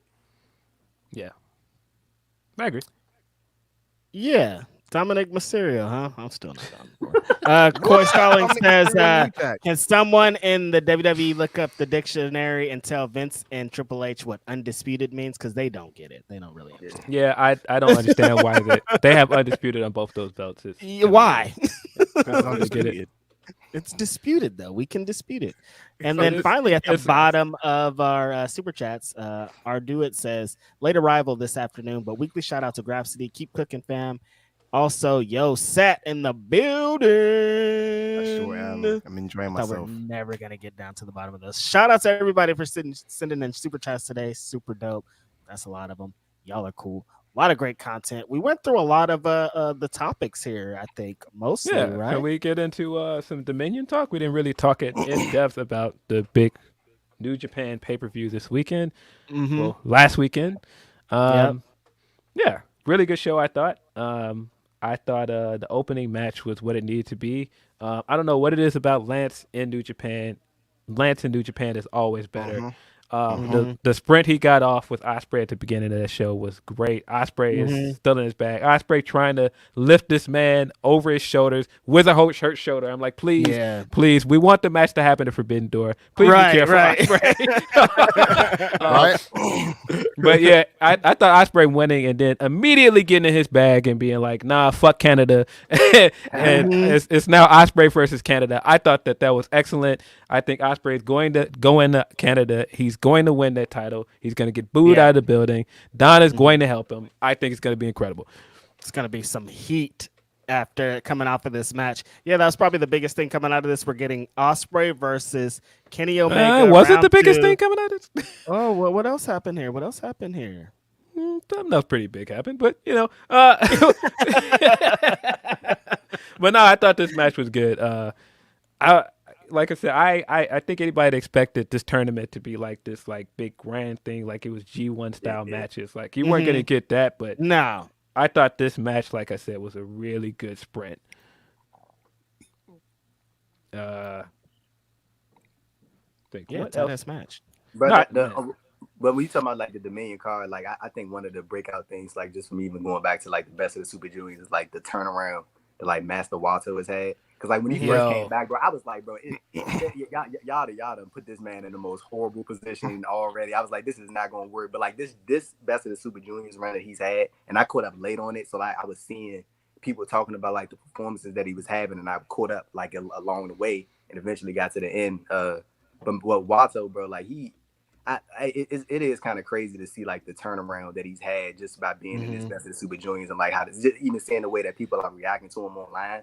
Like he seems like like now, even coming out of the loss against Hiromu, he seems like a very prominent person in this junior heavyweight division. I Right. like, but when he won it, and then when I found out that was like the Dominion was going to be in his hometown, I was probably like, he probably going to lose that. You know what I'm saying? Like, but like just seeing like him coming out of it now, like I think Wato, he definitely going to end up getting the junior heavyweight belt from Hiromu alone. I wouldn't be surprised if he won it at the All-Star Junior Festival that they doing in August in Philly. I wouldn't be surprised if they did something along the lines there. Yeah, I think along them lines with Wato, I think this show just showed that New Japan is in a good place creating new guys, because there's so many new faces on this show that, and they're already over. Like just how much the crowd is into Kevin Knight, man. Like, Yes. Like I'm surprised that every time he comes out there, the crowd really likes Kevin Knight, man. And I think he's over. That match that him and Kushida had with Catch 2-2 was fucking fire, man. I didn't expect United Empire to get the win, but made sense afterwards. I thought because I kind of felt like that Kushida and Kevin still had some room to grow as champions. But I like what they did with it. I like that we got Bullet Club shenanigans throughout the night. Finlay is basically just going and getting all the LA Dojo guys and making the Bullet Club guys now. I think that's dope. He's going to get all the white guys. That gentrified Bullet Club. Well, I mean, that's what Bullet Club is. Bullet Club is gaijin guys running amok in Japan. Like that's what it's my Tongans. If it doesn't have Tongans, it's not really Bullet Club for me. What's the Tongans at? Well, Bullet Club was started by a white guy, sir. Like a white guy, the white club, a white guy standing on the shoulder of a Tongan man. You know what I'm saying? But that's what I mean. That's the entire gist of Bullet Club is them coming and getting their shit off on foreign wrestlers. Like they're foreigners over there. They're basically being foreign heels in a Japanese promotion. That's the point of Bullet Club. So no, I think what they're doing is great though. Getting Gabe Kidd, getting Clark Connors and Coughlin. I think Mahoney too. Dan Mahoney. Dan Mahoney is the most like Guido looking, like Staten Island looking UK guy I've ever seen. Yeah. It's hilarious. Totally. Every time I see him, he's got like his hair slicked back. It's hilarious. He's the reverse Timothy Thatcher. That's what he is. He is the reverse Timothy Thatcher. But hilarious. Yeah, no, I thought all the tag matches on this show were great. Like I think, like about 2 years ago, they were like, man, there is not any real tag matches here. It's just like Yo and Show, and then there's like Gorillas of Destiny. They haven't built any tag teams, but now, like I think the tag matches are over there cooking again, man. Like it sucks that all the Open got hurt, but like Bishamon makes sense to put the belts back on them because they were having a good run before that. And I think I think Bullet Club is probably going to end up with those belts, man. Bullet Club is going to end up with one of those sets of belts eventually. I would think so. They're probably going to take the strong tag belts at the Independence Day show at Korakuen. I can see that. Yeah, I can see that. But yeah, I don't think there was a bad title match on this show either. Like, it wasn't, bro. I think the junior heavyweight match was really, really good. Hiromu at this point is Hiromu. He's not going to have a bad match. Like him and Wato killed it. I thought Zack Sabre Jr. is having just the run of his career outside of the New Japan stuff. Like he's just on a run, bro. Like, and that match he had with Cobb was great. The main event was really good. Man, what do you guys think about Sonata's run so far? I think it's good. I think that it's if you asked me a few weeks ago, were they going to introduce a new LIJ guy and he's immediately going to get as popular within like weeks, I would not have guessed that, but here we are, and Tsuji is like extremely popular immediately. Yeah, but when you heard some of that crowd, they was kind of, you know what I'm saying? They seemed like they wanted Tsuji to get the W, and then like even looking on social media, I saw a lot of people they saw that as an opportunity to make.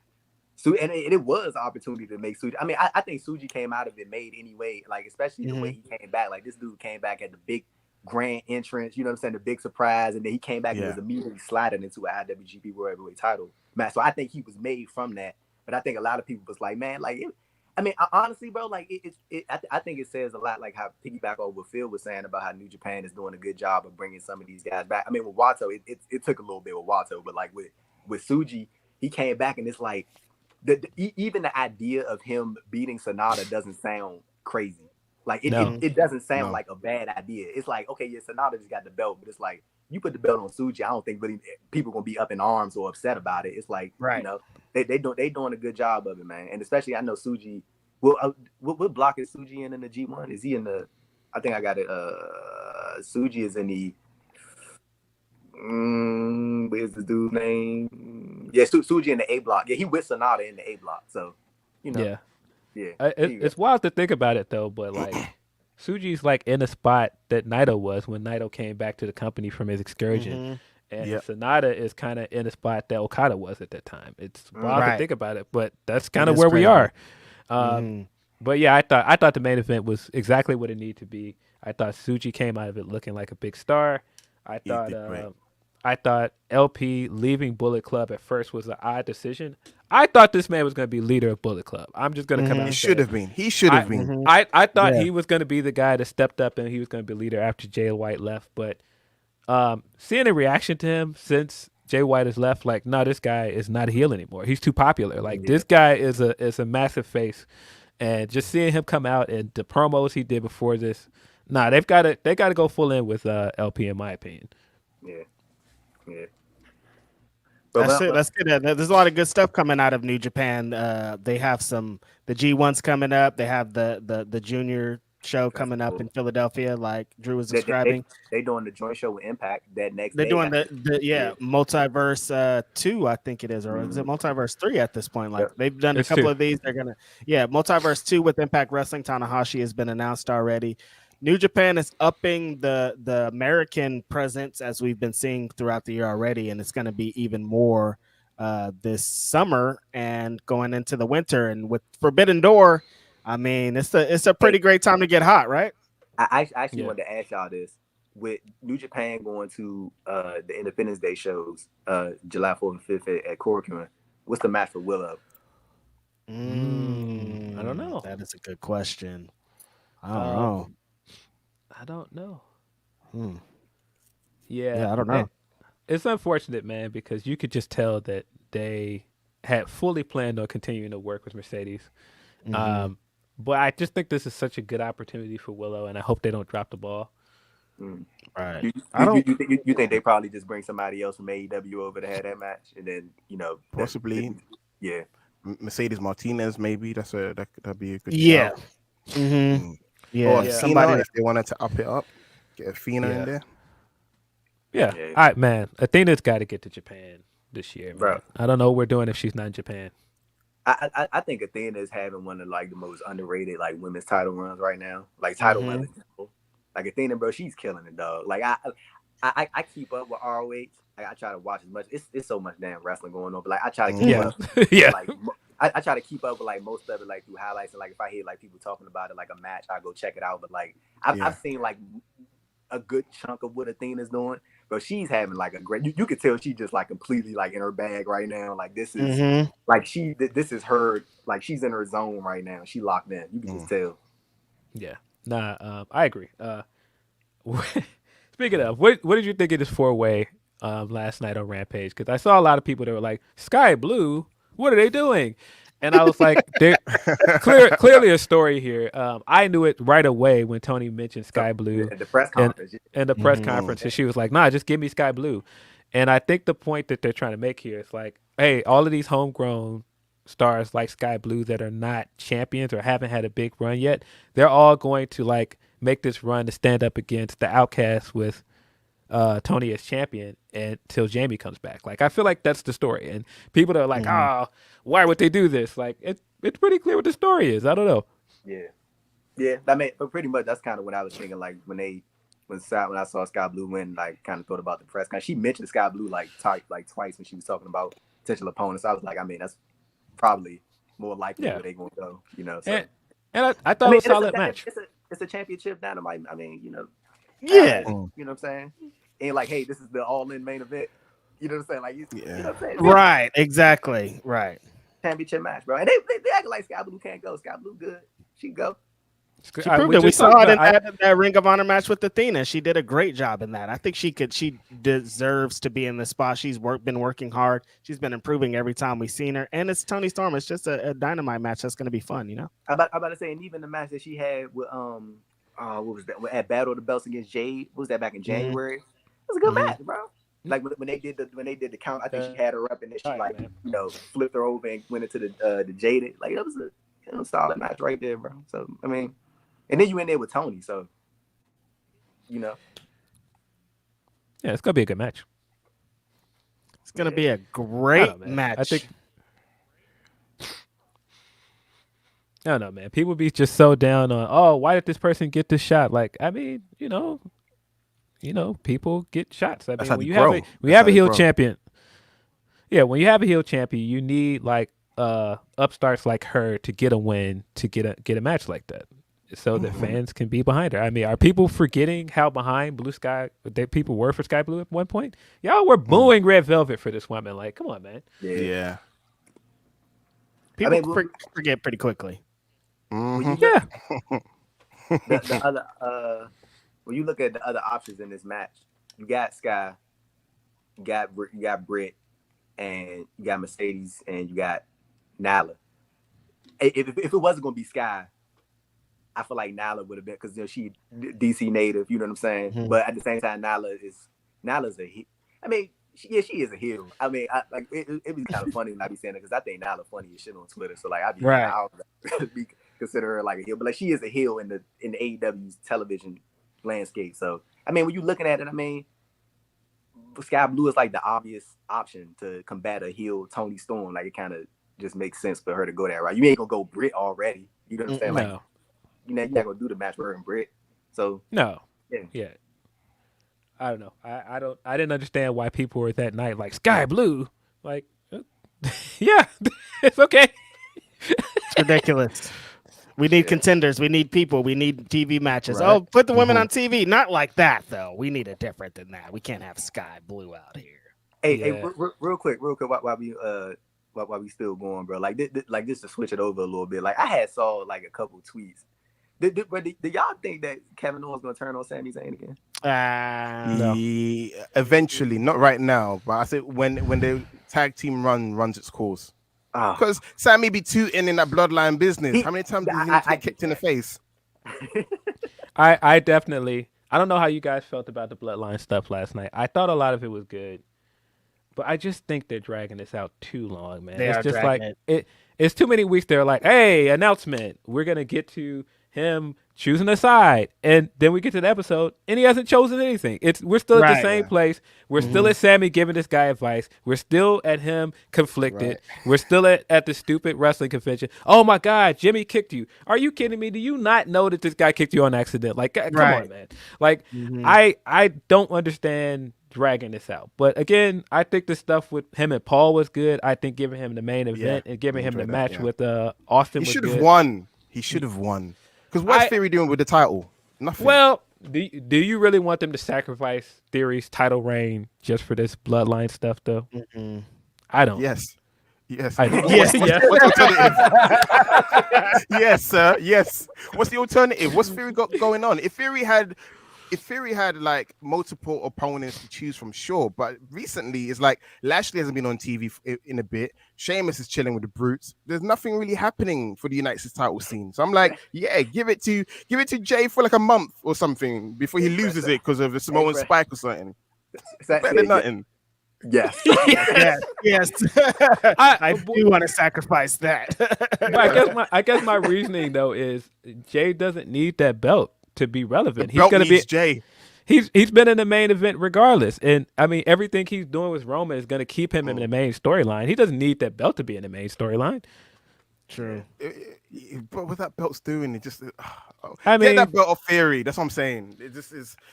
I mean, that's where did Pretty Deadly come from? That was hilarious to me. They were like, "Oh, his new ally is Pretty Deadly," and I was like, "Wait, since when? Like, when is he allied with them?" I think Pretty Deadly would be just fine on their own, bro. I don't think they need. They don't need Theory, bro. No, Theory needs them. They're cooking by themselves. If Theory's struggling, but right now that title reigns on life support. Something needs to happen. I mean, I ain't gonna lie, bro. I don't think it's like that bad, but like I definitely put the title on Grayson Waller, please. Oh my gosh, I don't think it's like that bad. Nah, bro. Look, I don't think it's like, but when it like on life, like I don't think it's like good or anything like that, but I was like life support. I ain't gonna say life. Yeah, How good is it? Listen, since that Cena match, woohoo, let's talk about it. Hey, Are we ready to tell the truth though? Because I feel like the Cena match hurt him. I don't feel like it. Yeah. I feel like he was doing better before the Cena match. He was. It did. The Cena feud and the match hurt him, and I feel like I agree. ever since then he's been dead in the water. Bro, Yeah, when I heard booking. Cena say, I think this was a while back before he did the most recent one when he talked to Sam Robinson. When he was like, he told Theory that first of all, I don't know why he would ever say this publicly. Like he told Theory that he didn't believe nothing. Yeah. Like, bro, why would you say that? Like, Bro. He fixes Tyler Rex or something. Bro, Yeah. and then a couple months before that, he did this was the interview when he got asked about Vince, and he was like his assault allegations, sexual misconduct allegations, and underneath, like I think the quote after that, he was like, so what do you? I think the reporter from the Associated Press had asked him like, what do you think about coming back to work Theory and all this other stuff? Cena was like, bro, they called me and they told me to show up, and I'm here. Like that man showed like no interest in like. I'm like Cena, like, what are you doing, bro? Like, Cena don't care, man. He does not care. He don't care, man. He's getting his Hollywood bag. He knows he's gonna still be able to come back and do his matches and cut his promos when he feels like it. But yeah, no, this did nothing for Theory at all. It didn't. That's what Cena knew this. That's why Cena lacked the enthusiasm. He's like, this ain't gonna work for you, kid. This is actually gonna be an albatross. You beating me, you still lose. That's what the promo was about. Because he knew he was not ready. Because look at Gunther, for example. We've got two heel mid-card champions. Gunther, when he loses that Intercontinental title, when he breaks the record, by the way, when he breaks the record, he's ready to be main event. He's already the main heel. He has 3 segments on Raw. Theory. Just that, it should have been Gunther versus Cody Rhodes for the undisputed WWE title at Money in the Bank. That's all. That should have been the match. That's all I'm saying. But yeah, I also think part of it is that they shouldn't have took Theory off of Raw. I think putting him on SmackDown has hurt him too, because he hasn't really found the lane of SmackDown yet. He hasn't. I don't think they should have swapped the titles. I think Gunther should have stayed on SmackDown too. But I understand why they moved him, because they're trying to get Gunther away from. Because once he's done with the IC title, it's like, all right, well, up next to the world title. But again, nobody can beat Roman, so you got to put him on a show where he could possibly beat the world champion on that show. Yeah. Do you think they took Theory off of Raw to keep him? Like, I mean, of course, like with Gunther, but like, do you think they did? When I first saw him get drafted to SmackDown, I thought it was because they wanted to keep him away from Gargano and Indy and Candy, like keep him away from the Way and Dexter. And all. I don't think so. Yeah. I think it was just because they moved Gunther. But I think that was the ready-made story, was for anybody to beat Theory, it should have been Gargano. And now you don't have that story. No story. Now you have no story for Theory. But it is what lose it the is. title to Jay.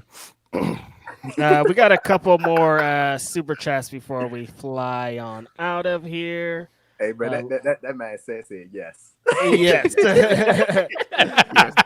Leonard Aaron III says, Jay got Bullet Club, Finley got T-shirt Club, Finley got a bunch of dudes modeling T-shirts throwing up hand signs. Nah, man, they not built the same as Jay's guys, man. I'm telling you, if Jay show up at Forbidden Door with ABC, woo, it's over for that guy, bro. It's lit. It's lit. It's over. Oh yeah. This one is for Sat. It's from the grave, Princess Diana. Why is this man's Liv Morgan impression sound like me? Someone said my accent sounded like Oliver Twist. I was like, I got mistaken. Liv Morgan. Liv Morgan. And Oliver Twist. Oh, Oliver my Morgan God. here. Y'all are wild. Board Dude 360 says, or 630 says, the world's cutest punching bag. When I saw that on Wednesday, I was truly speechless. Love Sky getting this spotlight. It's a championship match, bro. Yeah, championship match. Grim Spider says, whatever happened to Red Velvet? She was cooking, then vanished. Collision. I think Red Velvet coming back. And... Collision. You came in like Khaled with that one. Collision. Another one.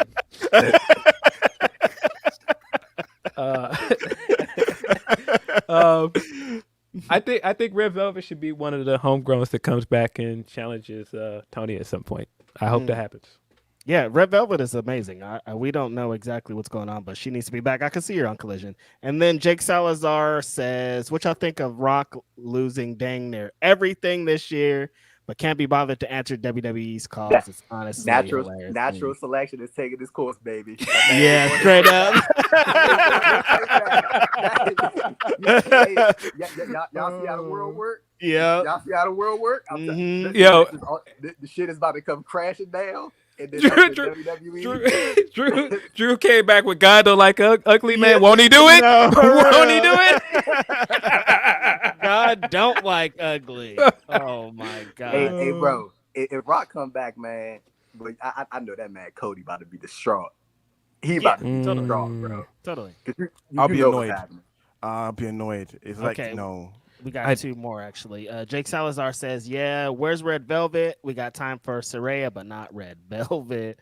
You don't need to leave Saraya alone. And then Alex Wynn says, misuse of Gargano as well. Also, the fact that he wasn't even in Money in Bank qualifying match. That is crazy. Shocking. They're kind of rebuilding him. I mean, they did the video package. I think they're waiting for Ciampa. I think he's going to be cooking in the tag team division. They're going to recreate the NXT run. We talked a little bit about Bryan and Okada on the show. Bro, I cannot. Bro, when just a little bit. When I saw the rumors about Gargano and Ciampa versus Owens and Zayn, bro, I need to see that. I really want to see that match, bro. So like you can hold off on the whole turn or whatever, Sammy and Kev. I need to see that match first. I don't want the turn to happen till probably end of next year if we're lucky. It's just that if I was Kevin Owens, I'll be fed up with Sammy too. It's like we got the tag titles. Why are you whispering to that guy? What if it's a setup? What if it's another setup? He'll look even more stupid. He's like, sucker, we want the tag titles back. Whack. Yeah. That's fair. Yeah. Let's see. I think we got one more Humper chat. Let's see. Yeah, we do. From Nelson Muntz. Some wrestlers who are 30 years old and older in AEW need to really step up their game. To catch the Bandito, Fletcher, Top Flight, Yuta, Garcia, Wayne. These young guys are coming for their spots. Yeah, I can see that. Hey, Nick Wayne, he got Swerve got his debut match, right? That's July. It's happening in July. Yeah. Coming up. Yep. Hey, bro, they got to run something with Nick Wayne and Samoa Joe from when he choked him out at the when he put hands on him at the. Yeah. I think they're gonna run. They're gonna tie those loose ends that they've been going against. And then Jake's with the last one. Cooking in the tag division under Vince. Big surprise, not happening. Yikes. Yeah, I don't know if you want to give any parting thoughts. I mean, I think we talked a little bit on Bryan versus Okada. I mean, how much can you really? What can you say, bro? Like over like what is like a dream match for a lot of us. I mean, the second this guy left WWE, all of us were like Okada immediately. Yeah. And so I think the fact that it's happening is still just like shocking. I mean, this was literally like Christmas getting up that morning and seeing this promo. Like what? And then I still think the wildest thing about Bryan right now is not just that he is still putting on great matches at this age, but he's now the best promo guy he's ever been in his entire career, which is just wild. Like that promo, I was just like, nah, this guy not just challenged this guy. This guy came out here spitting fire. Like, what's going on? Like that one liner about like, nah, you're gonna be in the desert and there is no rain in the desert. Like, nah, bro. Yeah, no, that's crazy. He's cooking on another level. I think this. I'm happy that they've been saving him for this match. And it's going to be a fucking all-timer. This is like a legit... We've been talking about dream matches. We've been getting dream matches for the last 5-6 years from everywhere. But this one is legit, like, for years and years and years, we've always wanted this match to happen, and it's about to happen in, like, 3 weeks. It's like, I can't. Yeah. What? Who y'all think winning the match? Okada. I mean, Danielson's always so giving. He doesn't mind. I couldn't see Bryan going over. You're right. I think either Okada wins or it's like a draw or something. But yeah, I could see them going to a draw too. Yeah. But I think Sat made a great point. I could definitely see Bryan being like, give him the win. You know, right? Bryan just seemed like Bryan don't care, man. Yeah, Bryan doesn't care. Like we're gonna put together a dope match. That's all that matters, bro. Yeah, he won because he got the match. Yeah, I remember when Bryan was doing like some media, like this was like last year. He was talking about like, well, you know, Tony Khan, he could put me on AEW Dark and I'd be just fine. You know, right? Like I could tell Bryan don't. That's why I keep trying to tell people. Listen, we want him to be champion. I don't think he cares about being champion. Yeah, he doesn't care. But yeah, no, man. I think if anybody came away from Forbidden Door going like, man, this was a good show, but they could have did a better job with the build to this, and we missed out on certain things. Like we didn't get Kenny on the card, we didn't get Punk on the card, we didn't get Bryan and all this other stuff. I think Forbidden Door 2 is going to be the show that we wanted last show to be. Like, I mean, so far the build to this show has been vastly better. I think, because I mean, even if you just look at getting Ospreay versus Omega 2 on this card, like this is something that's been building since January, and you've got Don in the background of it. Yeah, I think the build for this match has been incredible. Again, I think Ospreay is going to get booed out of Canada. It's going to be amazing. I think just the fact that they're talking about doing stuff like possibly getting women's matches on this card. I don't know how far they've gotten with it. But just the fact that we were this close to getting Mercedes on this card is just insane to me. Like I think Toronto's in for an all-timer, man. They are. Stardom, they have a show that day, don't they? Like yeah, that's the tea out there. Everybody's like, Rossi booked all of his women, so that nobody would go over there. I don't know how correct that is. I do think that they're gonna try, because last year I asked in a scrum, "Was there any talks with Stardom?" and Tony confirmed that there were. And so I have to assume that they wouldn't come into the show and not try to make something happen this year. So I think we're going to get some kind of women's match. And I mean, you've got Tony as champion. Tony has wrestled for Stardom. I think something's going to happen there. I don't know what, but they'll figure something out. Hopefully. But so far, this card looks incredible. We only got 2 confirmed matches, but I mean, even the stuff that is unconfirmed sounds incredible. I know you guys are like, Punk versus Kenta. Punk versus Kenta, even like just a stare down in a ring just sounds amazing, though. That's a moment. So I'm here for it. I mean, like I said, I did not think that we would be here last year talking about Okada versus Bryan, but here we are. I'm going to be here for the moment. I'm just saying that for most people that expect something, don't expect too much. I'm not dissing it. I'm just saying that we're both guys are past the in-ring prime of what we could have gotten, like in terms of like 10 years ago. So I'm just going to enjoy the fact that we might get dual GTSs in the match. So Exactly. with the Stardom talents, I got the what's the name right now? The sketch. So for this June 25th show, Julie on this show, Mayu Watani. Like it's like Utami Hayashishita on this card, Zoe on this card, Starlight Kid on this card. Like everybody, all the big players are booked. All the big dogs on this show. Shuri on this show, Yeah. So I don't know. Hopefully something comes of this. I don't know. I would hate to see the women not get some kind of showcase on this show, but I don't think it's from a lack of trying. Hopefully, I don't know. But again, at this point, like this show is less than a month away, and like, just two matches. I'm already just super excited for the show. Man, just have Mercedes come out there with a walking boot, man. Just have come out there. Yeah, something. Don't. Yeah. Money. We need an update on Mercedes too, man. Like, I don't want to rush Willow out the door. That's the one reason why I'm not like, oh, give us the update. But I do like wonder like what is the diagnosis? Because at first they were saying it's a sprain, and I know I've seen some places that it might be a break. If it's a sprain, I think she should be back sooner than later. But if it's a break, I'm not sure. I don't know. But again, super excited for the show. I don't know what else is going to be announced. But at this point, they could just give people like, I don't know, give us a bunch of garbage mid-card matches and then end the show with Kazuchika Okada versus Bryan, and I'd be fine with that. That'd be fine. That'd be cool. Yeah, good to me. It's going to be a great ending. I would. That'd be enough for me. Who's going to main event with those 2 matches going on? It's like, I don't know. So, yeah, it's going to be a great show. Yeah, that's the other crazy part about it. I have to assume Omega Ospreay is main eventing. Yeah. I don't know what the other matches are going to be though. Like like we talked about, I think Tanahashi MJF is probably going to happen. Yeah, that makes sense. Man, give me Shingo versus Claudio for the one time, man. Give me Shingo Claudio. Yeah, that was smack. Yeah. I don't know who Sonata's gonna defend the title against, if anybody. But Well, someone said Jericho. Someone said Jericho. I think that's the. Oh, not Jericho. Hangman. Give us Hangman versus Sonata. Please. Something that I think they probably gonna run back. I think they probably gonna do like the like another edition of like the tag match that they didn't get to do. I know Hiromu got hurt, so I'd probably be like Hiromu, Naito, Sting, Darby versus Jericho Appreciation Society. Mm-hmm. Like Jericho, like Garcia, and Hager, some shit like that. That'd be cool, but part of me really wants to see Darby get a one-on-one match with Hiromu, though. That would be That would be dope. Yeah.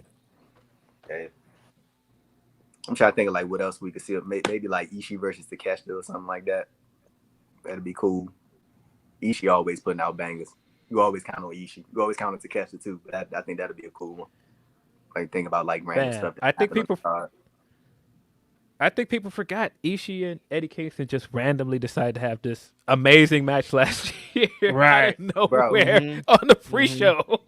Bro, I was at the Capital Collision show in 2022 when they, bro, that was one of the best matches I've seen that year. Like I was not expecting, like I mean, I wasn't expecting it to be good, but like they went out there like they had something to prove, and I remember they did it again at the, I think it was the All Out pre-show.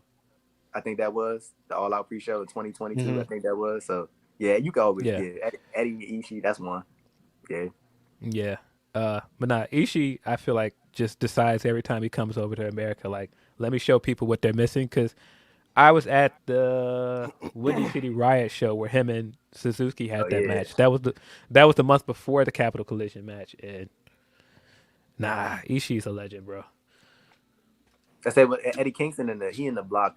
He with David Finlay, Ishii, Evil, Tama, Shingo, Aaron Hanare, and Mikey Nichols. So yeah. It's a good little block right there. Yeah, I mean, man, all in all, great time to be a wrestling fan. Despite what you may think of CM Punk coming back and having a match with Jay White and Samoa Joe after all this time, this guy had the greatest ROH world title match against this guy. And now he's in a match with him and Bullet Club guys. Like, what? Wrestling. Hey Phil, with that the June 17th Collision show, do you think they start off with like what they did last time with like the crowd anticipating Punk, or do you think we finally see Punk at the end, or you think they go into a promo first and then later in the show we get the match? Uh-oh. I don't know when. Okay.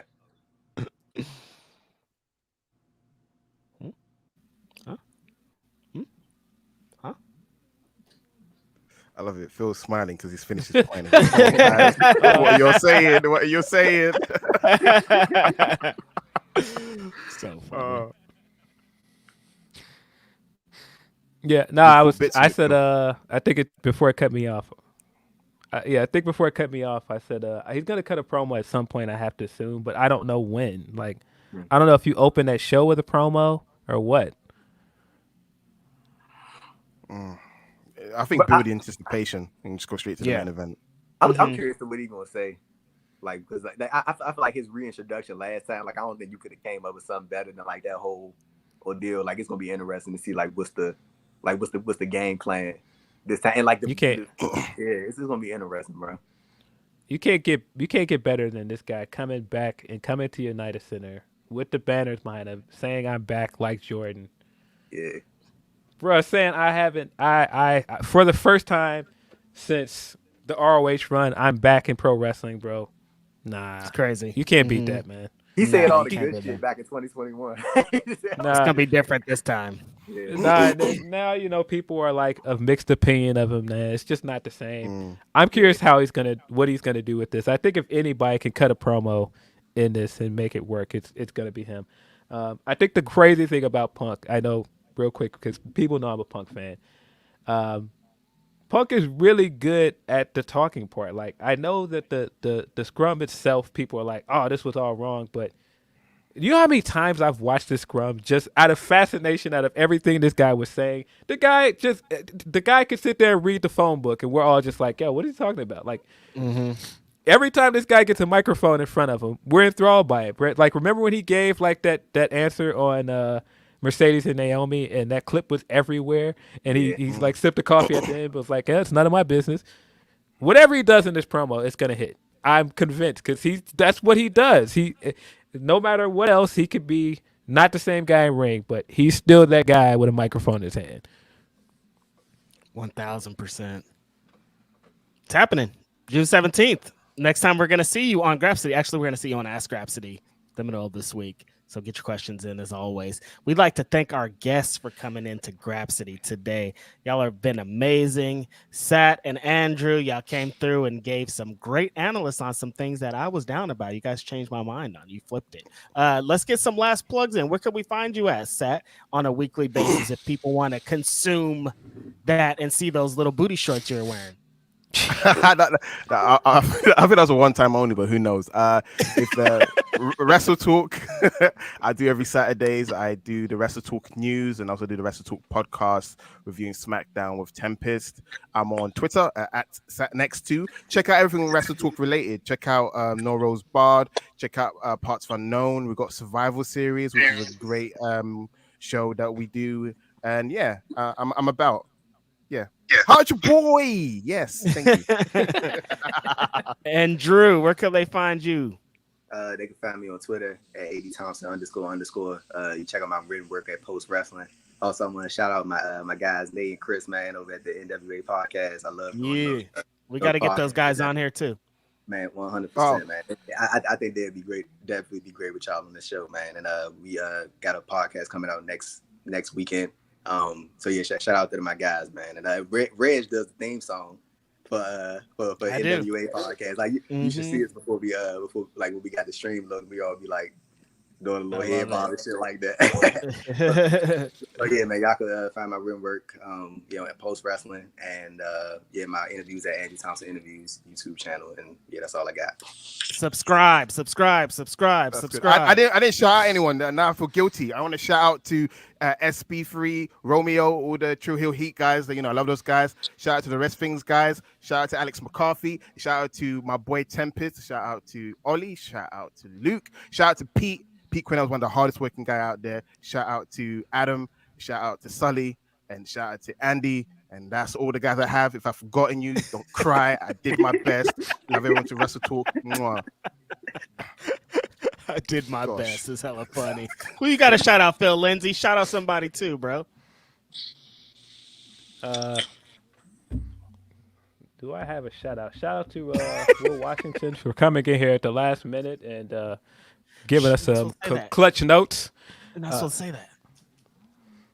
No, giving us some clutch notes on coming showing up last minute and giving us clutch notes. What do you mean? Not supposed to say that? Like, it's just our guy. What do you mean? He's not here. He's never been here. We don't know him anymore. He works for a different company. We can't talk to him.